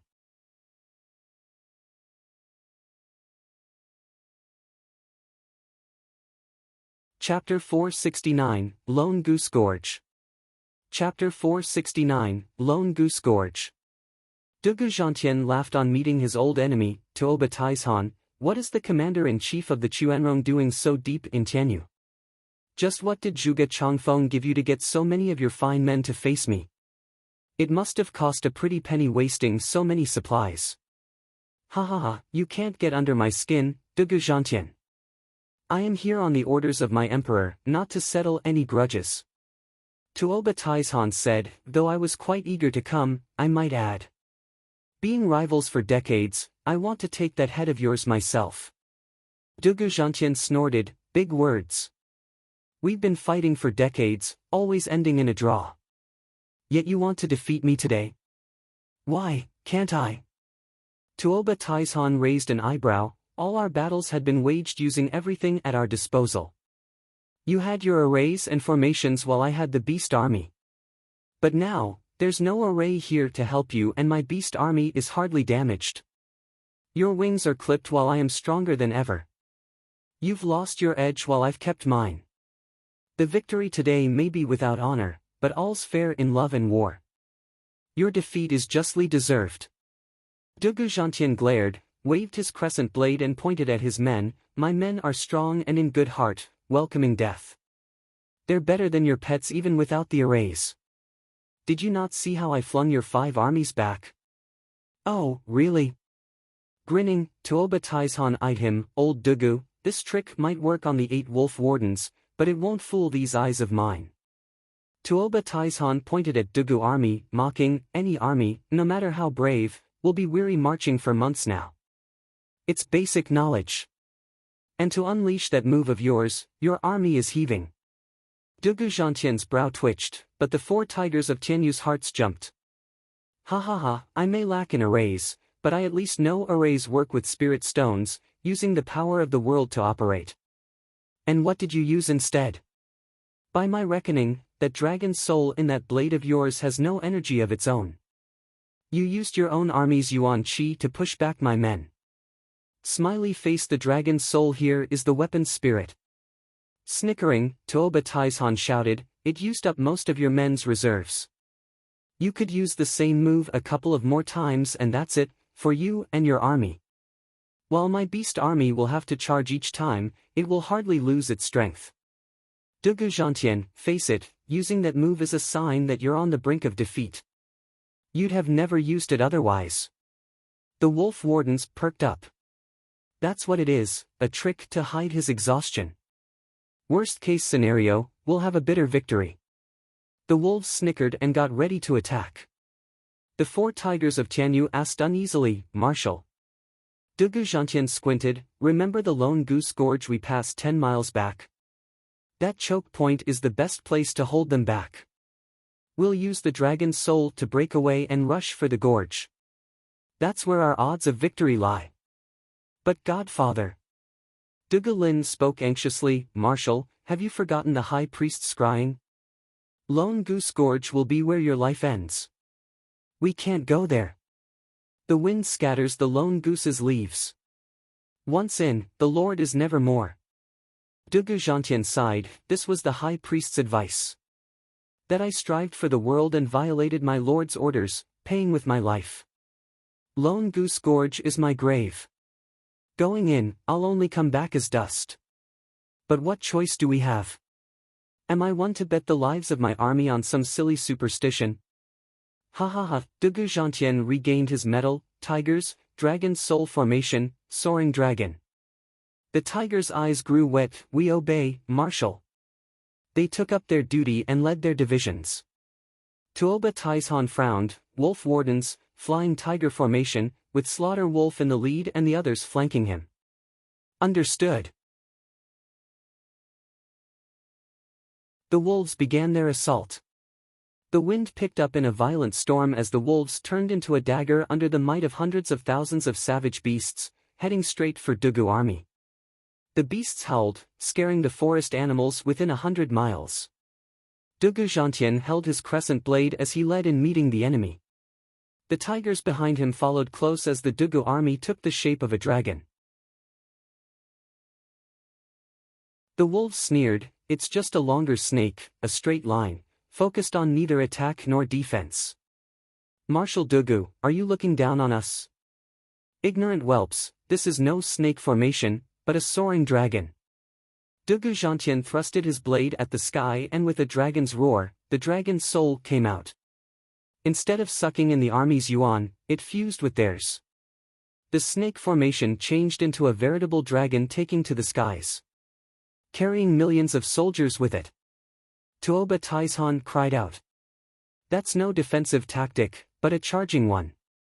But with the army on its last leg in defense, going on the offensive will make their yuan qi. Tuoba Taizhan surmised. Bam! The Five Wolves army and Dugu army clashed. The banging and shouting came just as soon as the Five Wolves were blasted aside from the dragon's path. Ugh! The men were flung aside in a trail of dark blood while the spiritual beasts slammed the ground, with 10,000 of them never getting up and half of them in critical state. The Five Wolves shuddered at the might of Dugu army. Commander, what do we do? Slaughter Wolf wiped his bloody mouth as he waited eagerly. He never knew defeat in his life, finding an easy victory boring. Yet meeting Dugu army filled him with excitement, finding value in the victory that followed in beating such a tough opponent. Tuoba Taizhan smiled, chase. Let's see how long they'll last. Commander, that move had us on the ropes. What will chasing do against that? Howling Wind Wolf asked. Tuoba Taizhan snorted, is there a need to flee if it's that strong? His army is spent from using it. His men have no more left to give. It's the best chance to take them down. They all grew excited. After tending to their wounded, Tuoba Taizhan took his wardens after the Dugu army. An hour later, the dragon touched down. The dragon's soul left behind pale figures gasping for air, with many others breathing their last. The four tigers of Tianyu looked ahead at the losses as they huffed. The dragon's soul formation is too taxing. Dugu Feng sighed. Dugu Zhantian lamented as well, tally the losses. Understood. The four tigers soon came back with a report, Marshal, we lost 300,000 of our brothers. Losing a third before the battle has even started. It is the greatest loss this Dugu army has ever had. I have failed my men. Dugu army sighed. The tigers were morose. Dugu army had only known victory since it came to be. Marshal, Lone Goose Gorge is up ahead. Tuoba Taizhan will catch up soon. We have to get ready. Dugu Lin proposed. Dugu Zhantian nodded, leading his army. Upon finding the sign saying Lone Goose Gorge at the entrance and the chilly wind coming from it, a sorrow struck his heart. Is this where I meet my end? Sighing, Dugu Zhantian entered, followed by his men, swallowed by the thick and endless fog.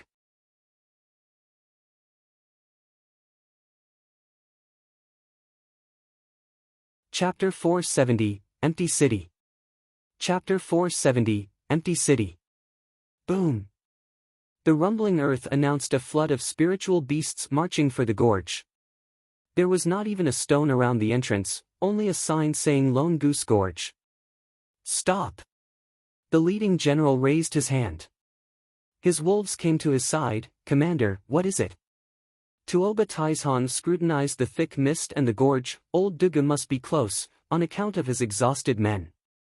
This is the only place within 100 miles to hide his army.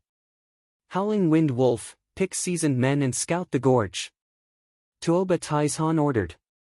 Howling Wind Wolf bowed, at your command. He gathered a few thousand hardened soldiers into a division, each riding a violent spiritual beast as they marched in. He barely took a few steps past the entrance of the gorge and he heard thunder above him and raging flames exploding into flaming snakes from the ground beneath him. His team was trapped. Howling Wind Wolf cried, "Array! Retreat! Too little too late."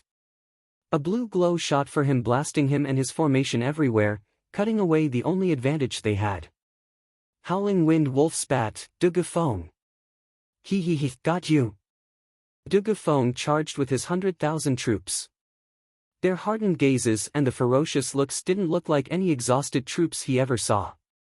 With his spiritual beast formation all over the place, there were hundreds of spiritual beasts breathing their last in a mournful and agonizing cry.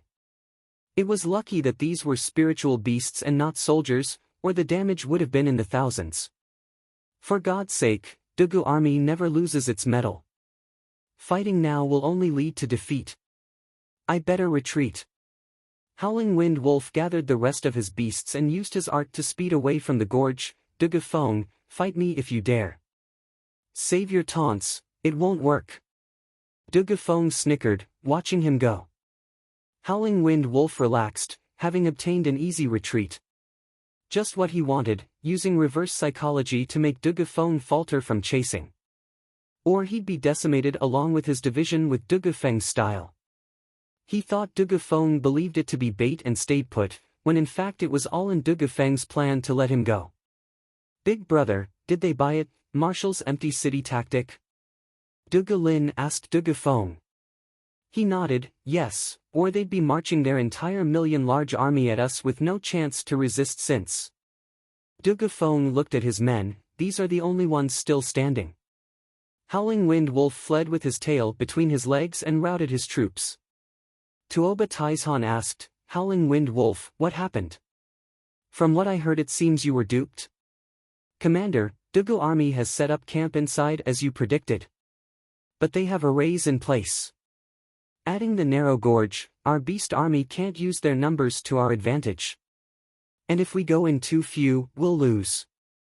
Howling Wind Wolf was sullen. Tuoba Taizhan spoke, even with arrays, few of their men can even stand. No, no, no. They are filled with zest. Dugafeng's division is at full power, stronger than ever. And with the array, he had me suffer a crushing defeat. Howling Wind Wolf sighed. Tuoba Taizhan was skeptical, Slaughter Wolf, test them out. But at any sign of them holding strong yet, you are to come back at once. Understood. Slaughter Wolf bowed and led a few thousand of his eager and bloodthirsty men towards the gorge. Just like in Howling Wind Wolf's case, lightning and fire came from everywhere. But he grew excited instead, pushing forward with his heaven-drawn halberd.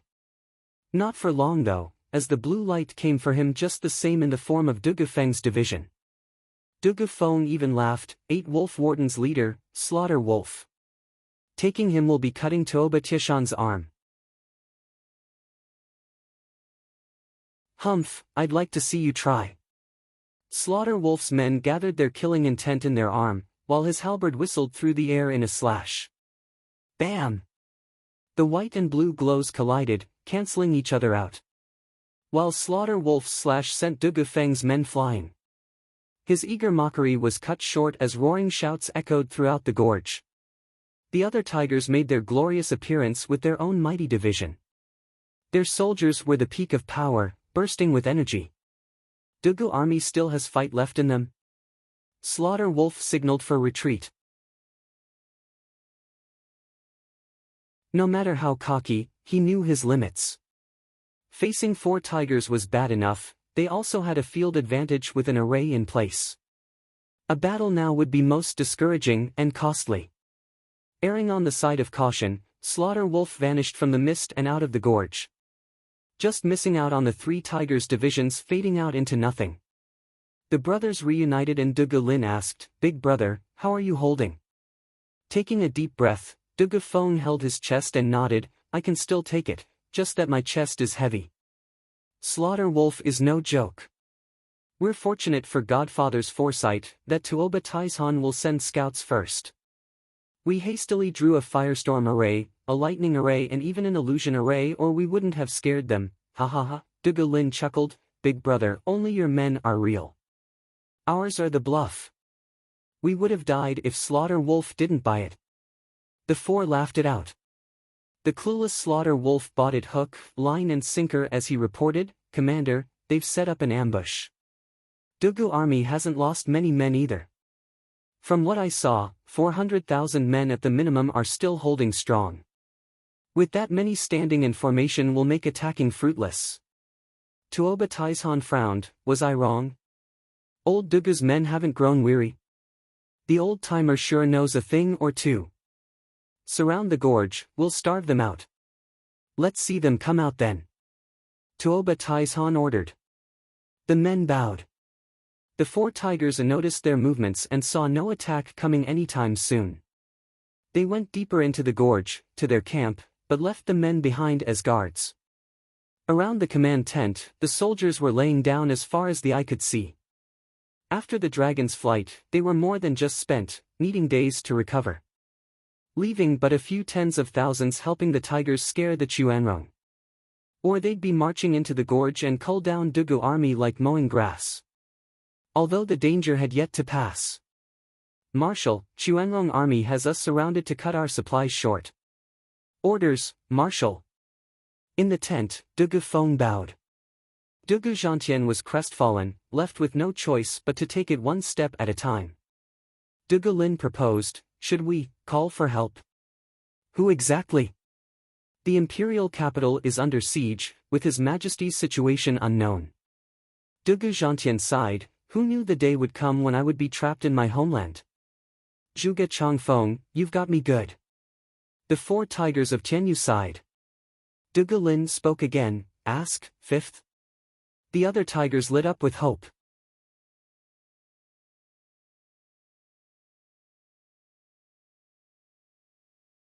Chapter 471, Heavenly Dew. Chapter 471, Heavenly Dew. Yeah, 5th has been through a string of victories and has the 7 houses under him. Luo clan is short on staff, but with the ineffable Zhuo Fan, he'll break our siege. Dugu Feng clapped, shouting. The others nodded. Dugu Zhantian was the only one steamed, silence, call for help comes first and then the rest. But we can call on anyone but 5th. Why? Dugu Feng crumbled. Dugu Zhantian sighed, ever since Zhuo Fan got the dragon's soul and entered His Majesty's sight, 5th has been behind him all the way and our bond has been cut. Each to his own fate. Moreover, we were just about to destroy the Luo clan. And now that we're on the ropes, we're supposed to ask them for help. Have we no dignity? But Marshal, 5th won't care. He will always stick to his marshal. Dugu Feng grumbled. Dugu Zhantian softened, but steeled himself back, barking, listen up and listen good. Don't you send 5th any jade or I'll use martial law on you. Marshal! They all shouted. Dugu Zhantian wouldn't have it, he might do it out of respect for our past, but it was I who broke it off. I am not Dugu Zhantian if I stoop to such a low act as using him to save me from this entrapment. You dare notify him and you'll be shaming my righteous name, throwing all I've lived for into the mud. I will have no face to live. The 4 tigers of Tianyu's hearts sank, shaking their heads. For him to say that, they knew there was no talking to him. Dugu Zhantian watched their bent backs as they left, filled with sorrow. Big brother, second brother, how are we going to get out alive without 5th's help? The 4 went to a corner where Dugu Huo whispered. Dugu Lin's eyes sharpened, I'm sending the jade. Didn't you hear what Godfather said? His integrity is at stake here. 5th might come, he might save us, but Godfather, Dugu Feng worried. Dugu Lin said, brothers, don't you find all of this strange? Strange? The others asked. His Majesty sent us after Regent Estate and Luo clan and our travel there had been quiet, but then came his edict to return on the eve of battle. Isn't it obvious that if the imperial capital is under siege then His Majesty would call for help? Dugu Feng asked. That's not the issue, but we all know His Majesty. Would the mind who incited the war between Luo clan and Regent Estate have no fallback? For argument's sake, let's say he doesn't, but anyone knows closer help is faster. Why the rash edict, making both sides unable to achieve anything? Dugu Lin analyzed at the nods of the others. Not to mention, our ambush and current situation shows signs of someone's design. Dugu Lin sighed, Dugu army is a seasoned and efficient war machine. We're in this mess, trapped, because His Majesty called us back in haste. Does that mean the edict is fake? Zhuge Changfeng led us to a trap. Dugu Feng started, which means the imperial capital fell and His Majesty's seal is in Zhuge Changfeng's hands. Breathing out, Dugu Lin shook his head, I am not clear on this. But someone is. Who? Luo clan's steward, Zhuo Fan. Dugu Lin was firm, have you forgotten, Zhuo Fan found out about us but still went about his business like usual. We took it for his usual cocky self, but in hindsight, it points out what a know-all he is. That our fight was never meant to happen. What? Dugu Feng cried, you mean Zhua Fan is in on Zhuge Changfeng selling his country? Won't calling out to Fifth end up being pointless then? But for Zhua Fan to end up controlling everything. The others turned heavy. Dugu Lin shook his head, perhaps not. When Fifth was with us, not just once did he praise his steward's desire to set Luo clan at the top of the food chain. Harsh, but he never demeaned his masters. He even respects them to the end. No, I believe Luo clan had no part in Dugu army's ambush. Even if they had something to do with it, with Fifth around, we'd have a way out and then get to ask Zhua Fan for an explanation. They all nodded, seeing wisdom in it. But Godfather, Dugu Hua hesitated. Dugu Lin smiled, Godfather's integrity is important, but a crouching forest tiger Dugu Lin is scared of death and shall plead Fifth for help. I will bear full responsibility. How can you shoulder it alone? I'm a scaredy cat myself. Dugu Feng chuckled. Dugu Shan and Dugu Hua shrugged, we four brothers live and die together in the pursuit of our ambition. Since you want to live, so do we. The four burst out laughing. Dugu Lin, in the four's name, sent a jade out of the gorge. The flash of green vanished among the clouds, carrying the hopes of all the Dugu army. Unaware to them, Dugu Zhantian had been onto them from the start, standing a ways away. Dugu Zhantian sighed, foolish children, you have a long way ahead of you. It's best if I take this vilification on myself. He then vanished among the mist. In a hidden room in Windgaze City, Li Jingtian laid on a bed, frail and weakened. Zhua Fan and Yen Song were watching over him. Yen Song shook his head after a summary checkup, elderly is truly herd-headed. He staked his meridians on showing off his tough side. But was it worth dying for? Ha ha ha, you don't get a martial fanatic's mind. Zhua Fan chuckled, haven't you been gushing blood in the 100-pill meeting over our bet just to beat me? You're no less stubborn than he is. Yen Song nodded, Steward Zhua has a point. Different strokes for different folks. Elderly is a martial fanatic and I'm a pill fanatic. Both willing to stake our all for self-interest. We're on the same path. He, I just love you guys' character. Dedicated and worthy to groom. Zhua Fan snickered, showing his admiration.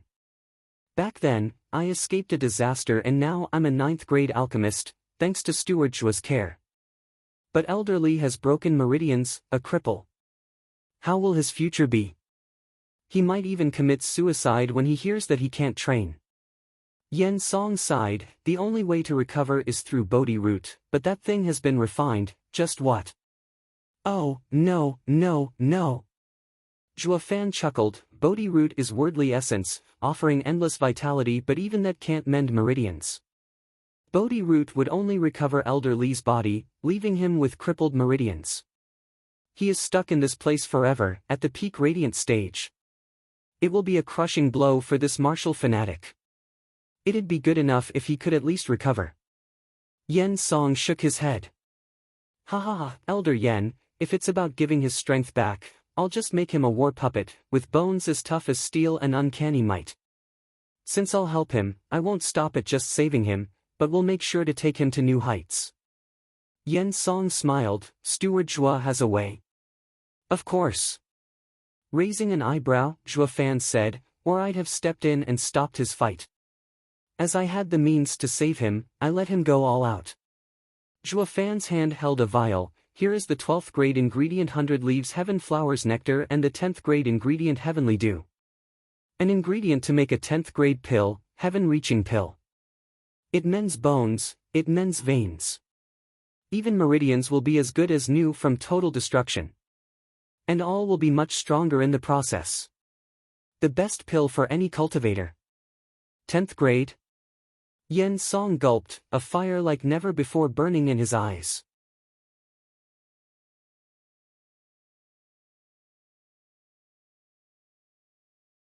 Chapter 472, Where Your Heart Is. Chapter 472, Where Your Heart Is. It was plain to see what he wanted. Zhuo Fan smiled, handing over the vial. Elder Yen, are you curious to try your hand, challenge yourself by making a 10th grade pill? Steward Zhuo, you're letting me do it. Licking his lips, Yen Song was worried, what if I fail? It will be a waste of such a rare gem. There's plenty more where that came from. Zhuo Fan laughed with a casual wave. He gave him a paper, here's the formula. Achieve success and you will not only save elderly, but bring Luo clan to a whole new level. Yen Song had a silly smile, taking the items, with a tyrant like Steward Zhuo at my back, it is everything an alchemist ever dreamed of. I will give my all in refining it. I won't let you down.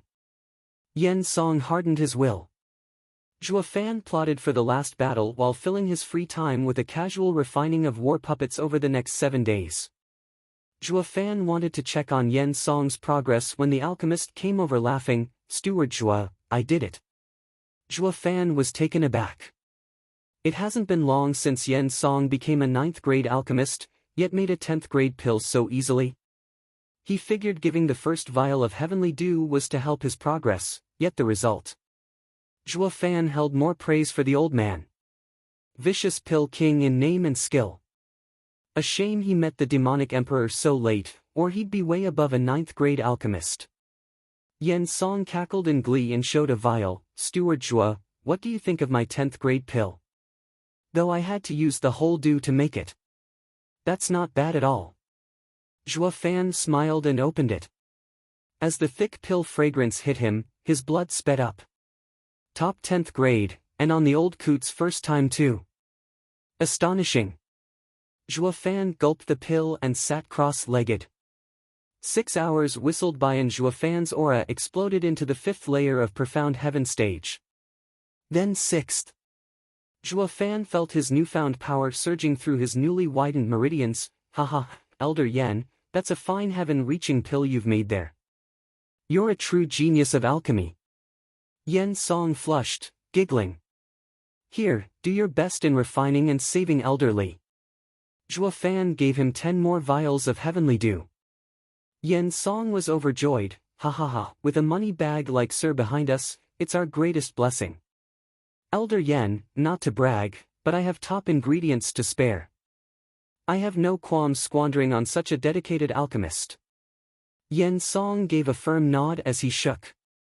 Testing himself and his limits in alchemy every step of the way was an alchemist's wet dream. But reality always came crashing down like a ton of bricks. Ignoring one's skill and cultivation, turning a top ingredient into an equally top pill was easier said than done. Searching for that rare ingredient for decades only to fail in refining it would make all that blood and sweat go to waste. While Zhuo Fan, throwing away ingredients these alchemists had never even heard of, was acting in the full capacity of the best, or worst, spendthrift that ever lived, or would live. An infinitesimal amount Zhuo Fan got from vaulting Kunpeng's treasury, true, but even this might have made these poor schmucks rich beyond their wildest dreams. To the point that no one, be it sect or nation, could hold a candle to Zhuo Fan's inherited legacy. Yen Song, drinking from the tap, was moved to tears. Affirmed once more of how right he was in throwing his lot to Zhuo Fan's way. He's a friggin' reliable wastrel of a master. With Zhuo Fan's grand style in throwing his wealth around, all alchemists would be flocking in droves, hugging his legs until he budged. He was the idol of everyone. Rich boy, let's be friends. Big brother Zhuo, godfather, is in danger. Zhuo Fan turned to see Luo Yunhai running over. Yen Song bowed, young master. Zhuo Fan saw it coming, Dugu Zhantian is loyal to a fault and inflexible. This day was bound to come sooner or later.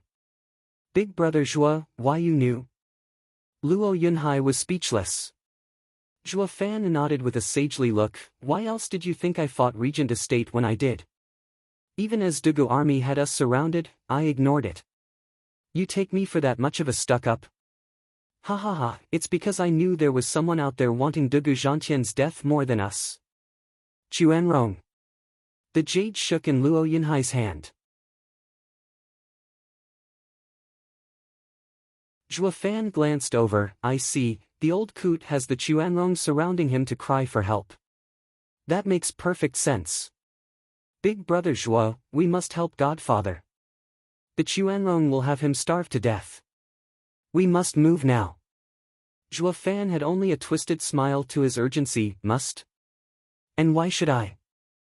They were after us just a little while ago, yet now we're supposed to save them? Luo Yunhai choked. Yen Song laughed. Young master, it was Dugu Zhantian who broke his ties with you to become enemies. Now that he's in peril, asking the national traitors he was out to root out is the cruelest irony of all, ha ha ha. Luo Yunhai bit his lip, sighing, no matter what he does to me, he's still my godfather. He only came for me due to imperial edict. Godfather is loyal to the core and will never go against his lord's will. I am of firm belief that he was torn, having to set his soldiers on us. So? Zhuo Fan blurted, I'd respect him more if he went on a crusade against us. Being in inner turmoil yet still going to war makes him a loser god. What a funny title. Anyone would fail when going into war half-assed. His fate was sealed the minute he pledged loyalty to that lord of his. There's no bigger loser out there.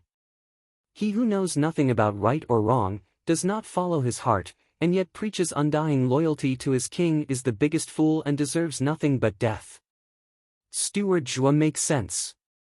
Yen Song clapped, young master, the old man broke all ties with you and was about to kill his godson because of some edict. Why would you ever want to help such a failure of a godfather? Luo Yunhai turned bitter, pleading still, big brother Zhuo, do you remember our difficulty? You could have left and roamed the world alone but still stayed to look after us and Captain Pang in fighting enemy after enemy to save our lives. Why? Can't let go. Zhuo Fan frowned and blurted.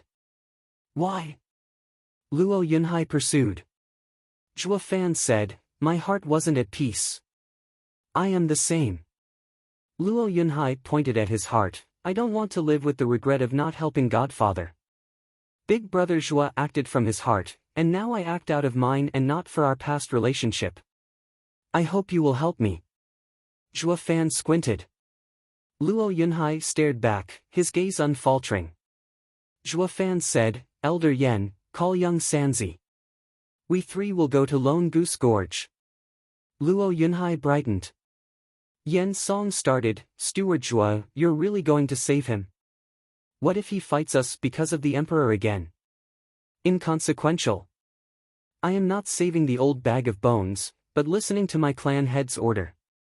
As his steward, I must do everything to help him. Zhuo Fan was filled with zest. Luo Yunhai was touched while Yen Song's face fell as he went to fetch Gu Santong.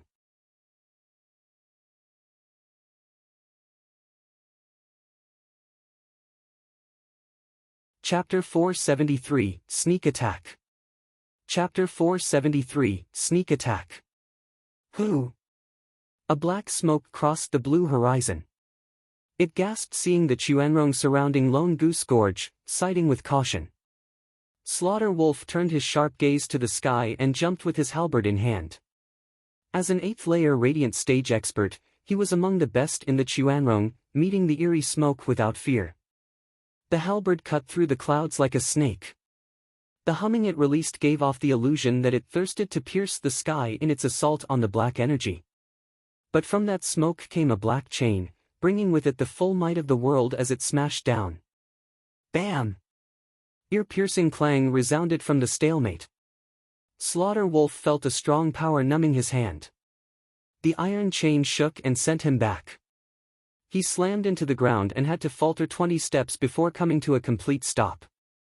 Looking up, the smoke had already entered the valley. Slaughter Wolf, what was that just now? Tuoba Taishan came with his other wolves to see that flicker of black. Slaughter Wolf wiped his brow, Commander, I do not know what that thing is, but it is a terrible expert. From a single clash I know I can't match it. What?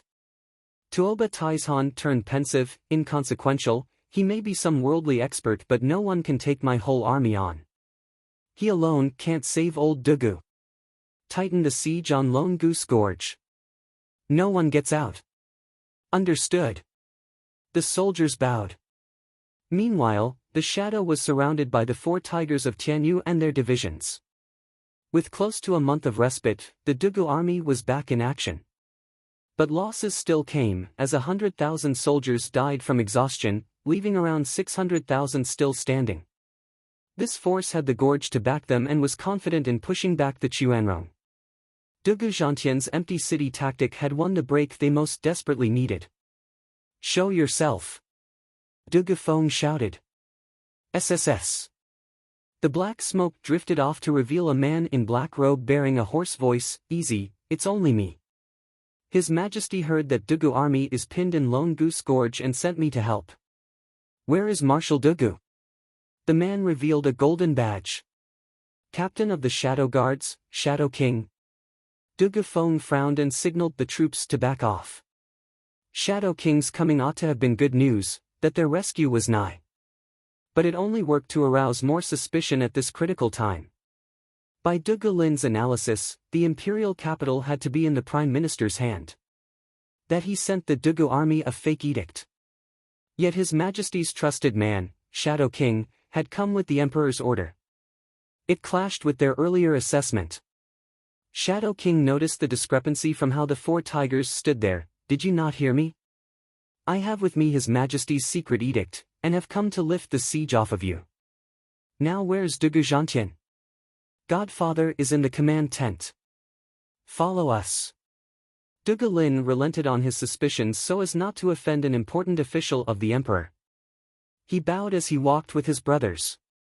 Shadow King followed close with a cold glint in his eyes.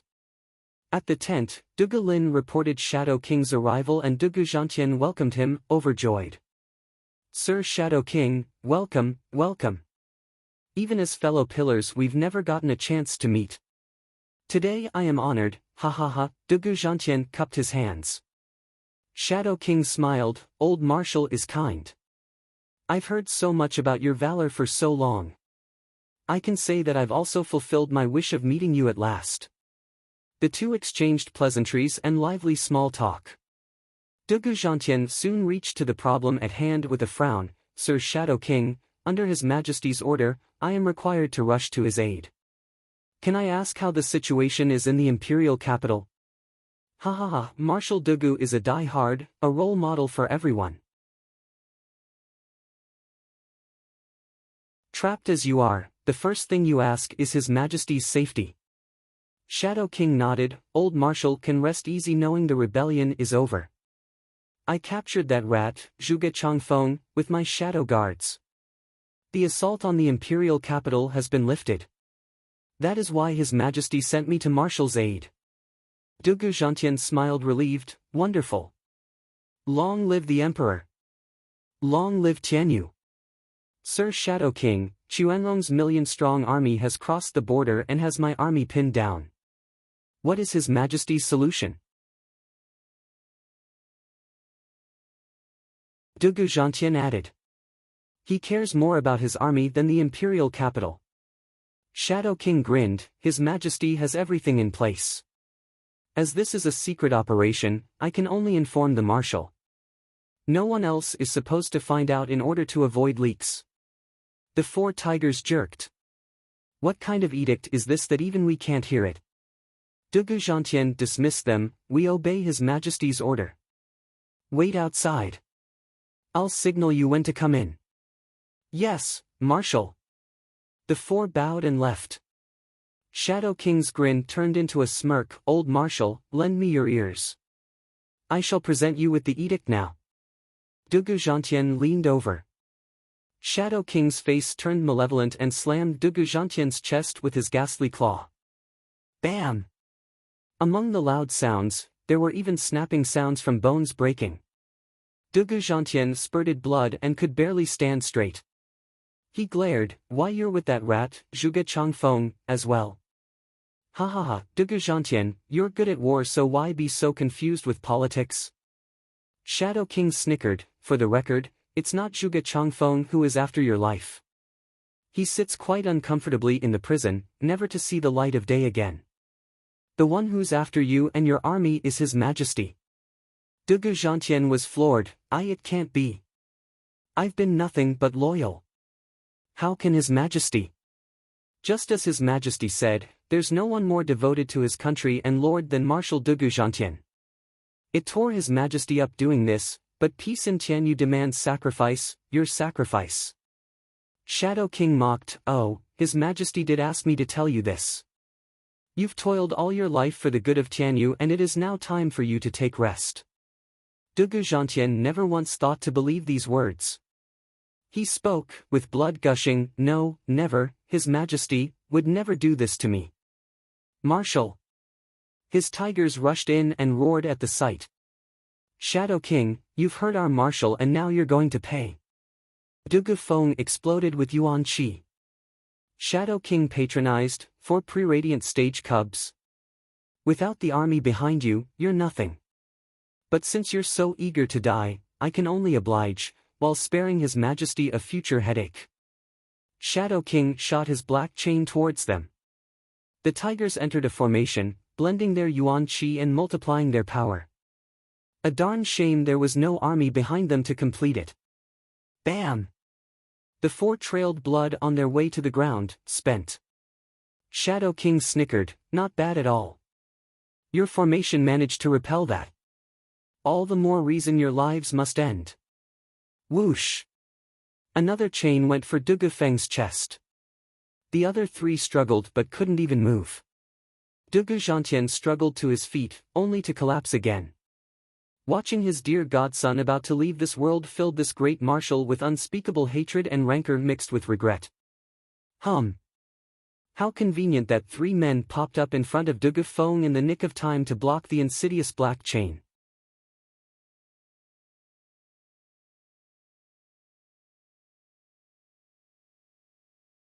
Chapter 474, Expendable.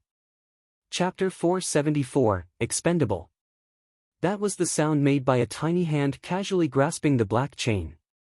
Shadow King's heart almost burst out of his chest with fright. Zhuofan, Gu Santong, what are you doing here? Not to forget Luo Yunhai, the weakest. But compared to Shadow King, everyone was weaker, with the exception being Zhuofan and Gu Santong. Marshal, brothers. Luo Yunhai gnashed his teeth at the cruel sight, his nails digging into his palms. Gu Santong took a look and got the gist of it. He said, Dad, we're late. No, perfect timing actually. Zhuofan smiled inside while nodding in sympathy for the rest. Shadow King, you and De Goujontian are the most loyal people I know. Why stoop so low? Zhuofan criticized Shadow King, while also including the hurt De Goujontian into his scolding, in passing. Shadow King smiled, since you know about me, then you must also know that being on someone's payroll means doing the work for them. I'm only following orders. But since you two are here, I shall take my untimely leave. Shadow King flew away in a cloud of smoke. Luo Yunhai cried, Big brother Zhuo, stop him. Easy. Zhuofan snorted. He stuck out his 2 fingers as they released astonishing spatial energy right towards Shadow King. Profound ranked martial art, Finger of Death. Roar! The dragon roar shook the gorge. Having yet to tame his newfound 9 dragon souls, Zhuofan still had the azure flame to cower them into short-term submission and do his bidding. Like boosting the Finger of Death for instance, a soul martial art to unseen levels. Shadow King felt the threat to his life before he was even hit. He flipped around and wrapped himself in the black robe for cover. Bam! Finger of Death's soul power struck the robe and slammed it into the ground. Zhuofan checked it over only to find it empty. Shadow King was gone. For God's sake, he still ran away. Zhuofan sighed, so he knows red herring too. And here I was thinking he'd use the robe to defend when in fact it was a cover to flee from our sight. Can a spirit puppet turn invisible? Gu Santong asked. Zhuofan nodded, of course, how else do you think the Shadow Guards kept tabs on every power in the imperial capital? Though they can cheat our eyes, the same doesn't apply to their scent, albeit thinner, thanks to the art. But an expert will point them out any time. Since Shadow King got us distracted, he used this chance to get away. Gu Santong snickered, Next time I'll just use my nose to flush him out. Let's see him run then. Marshal! A cry of sorrow came from the tent, getting the two's attention. They found Luo Yunhai hugging Dugu Zhantian and crying his eyes out. The four tigers crawled their wounded bodies over, as crestfallen as Luo Yunhai. Luo Yunhai turned with hope. Big brother Zhua, please check Marshal's state. I gave him a pill but it didn't do anything. Let me. Zhua Fan poured Yuan Qi into his body and shook his head. 7th grade demonic treasure, soul-rotting needle. There's no hope at all. 7th G grade? Luo Yunhai was startled. Zhua Fan said, soul-rotting needle is a demonic treasure targeting souls. It fuses with the target's soul and eats it away to the point that nothing can separate it. Shadow King must have used it in that attack. Not even demonic cultivators would use such a ruthless move, except for bitter enemies and arch-nemesis. This demonic treasure is hard to come by, but it only shows how desperate the Emperor is in getting rid of Marshal. Everyone shuddered, overwhelmed with grief watching Dugu Zhantian's ashen face.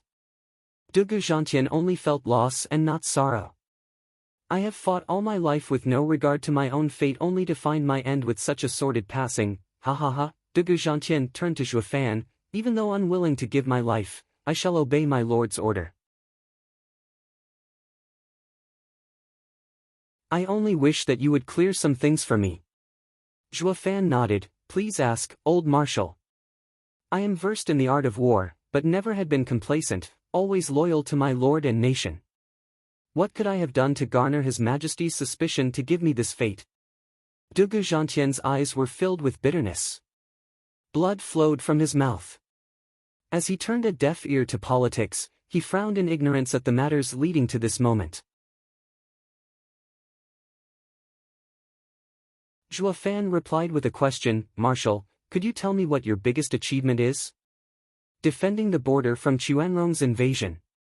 Dugu Zhantian stressed every word in pride. Zhua Fan continued, then old Marshal, had the Chuanrong taken even one step forward before you came to command? Shuddering, Dugu Zhantian turned pensive. Dugu Feng spoke with valor, before Marshal came, Chuanrong pillaged unchecked, slaughtering our people. But once Marshal was charged with the border, they never stepped foot in Tianyu again. So? Zhua Fan cut him off, these lands are the Emperor's lands. Chuanrong's pillaging had nothing to do with him. In fact, the Empire's 3 guardian sects act as deterrents in keeping the Chuanrong from taking Tianyu's lands. As long as no acre was lost, everything was his. And since the Chuanrong were miles away, it was no service to His Majesty. Zhua Fan, how can you say that? It is a great service to the people, to the nation. Old man, quiet. Let him speak. Dugu Feng argued and made Dugu Zhantian look heavy. Zhua Fan smiled. Old Marshal's greatest merit in his life, even bigger than Zhuge Changfeng, was to make the 7 noble houses cower in fear. Dugu Zhantian shuddered, coming to his own conclusions. As an army man, glory and honor came from fighting outsiders. There were insignificant people to deal with, rats pilfering the country. For this to be his greatest achievement would mean his biggest disgrace. Zhua Fan resumed, I made some inquiries into the past centuries by talking to the house lords only to find out that from the moment young Sanzi appeared, the imperial family's power waned, giving way to the rise of the 4 pillars. The previous pillars couldn't deal with the situation, and with Yun Xuanji's guidance, His Majesty had Yu and Zhuge Changfeng take office and command, leading to the 4 pillars of today. What I'm saying is, the 4 pillars came to be only to keep the houses in check. His Majesty gave you command of the army and had you fight the Chuanrong, but not with the intent of protecting the borders. Instead, the purpose was to harden the men for the right time to face the 7 houses. To teach the 7 houses a lesson, he needed you 2 to stand in opposition and balance the scale. That implied coexistence as well. Once one of you was out, the other would outlive his usefulness. In other words, you're of no value any longer, expendable, replaceable. For His Majesty to draw in his net and wield all the power of these lands after dealing with Zhuge Changfeng, he has to take one last person out of the picture, you. Everyone stood dumbstruck at the revelation.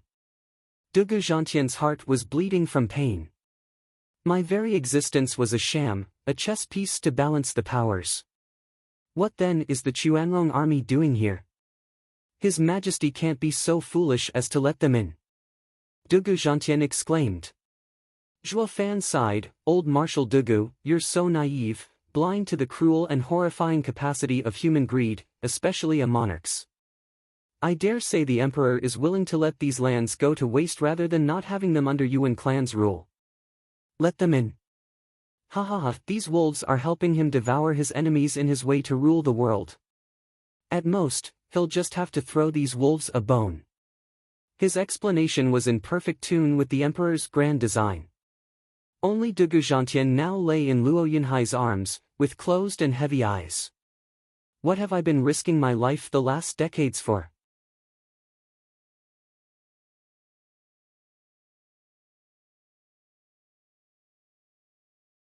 Chapter 475, Marshal. Chapter 475, Marshal. Marshal. Everyone cried in worry at Dugu Zhantian's pained look. Dugu Zhantian had trekked these lands for decades, only to find himself another's toy all along. It would make any man enraged, to say nothing of their Grand Marshal. Waving feebly, Dugu Zhantian's eyes had lost their usual vigor. As his soul was chipped away, his greatest pride crumbled before his very eyes. Dugu Zhantian spoke in a hoarse and weakened voice, Zhuo Fan, I had said it before the esoteric debate, that you resemble me, just as loyal. You are striving for the Luo clan and I for the dynasty. If I am loyal to a fault, what then, are you fighting for? Zhuo Fan pointed to his heart, this is what moves me, what drives me. Staring at his heart, Dugu Zhantian's face enlightened, I see, love. I was talking about inner demons here. Zhuo Fan nodded even as his heart skipped a beat. A peculiar feeling wormed itself into his being. Dugu Zhantian stirred a deep corner of his heart and shook his mind to the core in the process. Bring me the dragon-slaying crescent blade. Dugu Zhantian raised his weary hand. The tigers finally recovered with Luo Yunhai's pills and could move again. Dugu Feng obeyed by presenting his cherished weapon on one knee. Dugu Zhantian grasped it with a trembling hand, but his eyes shone as he laughed, I asked Tianyu's best tool refiner to make it the first time I went to the borders.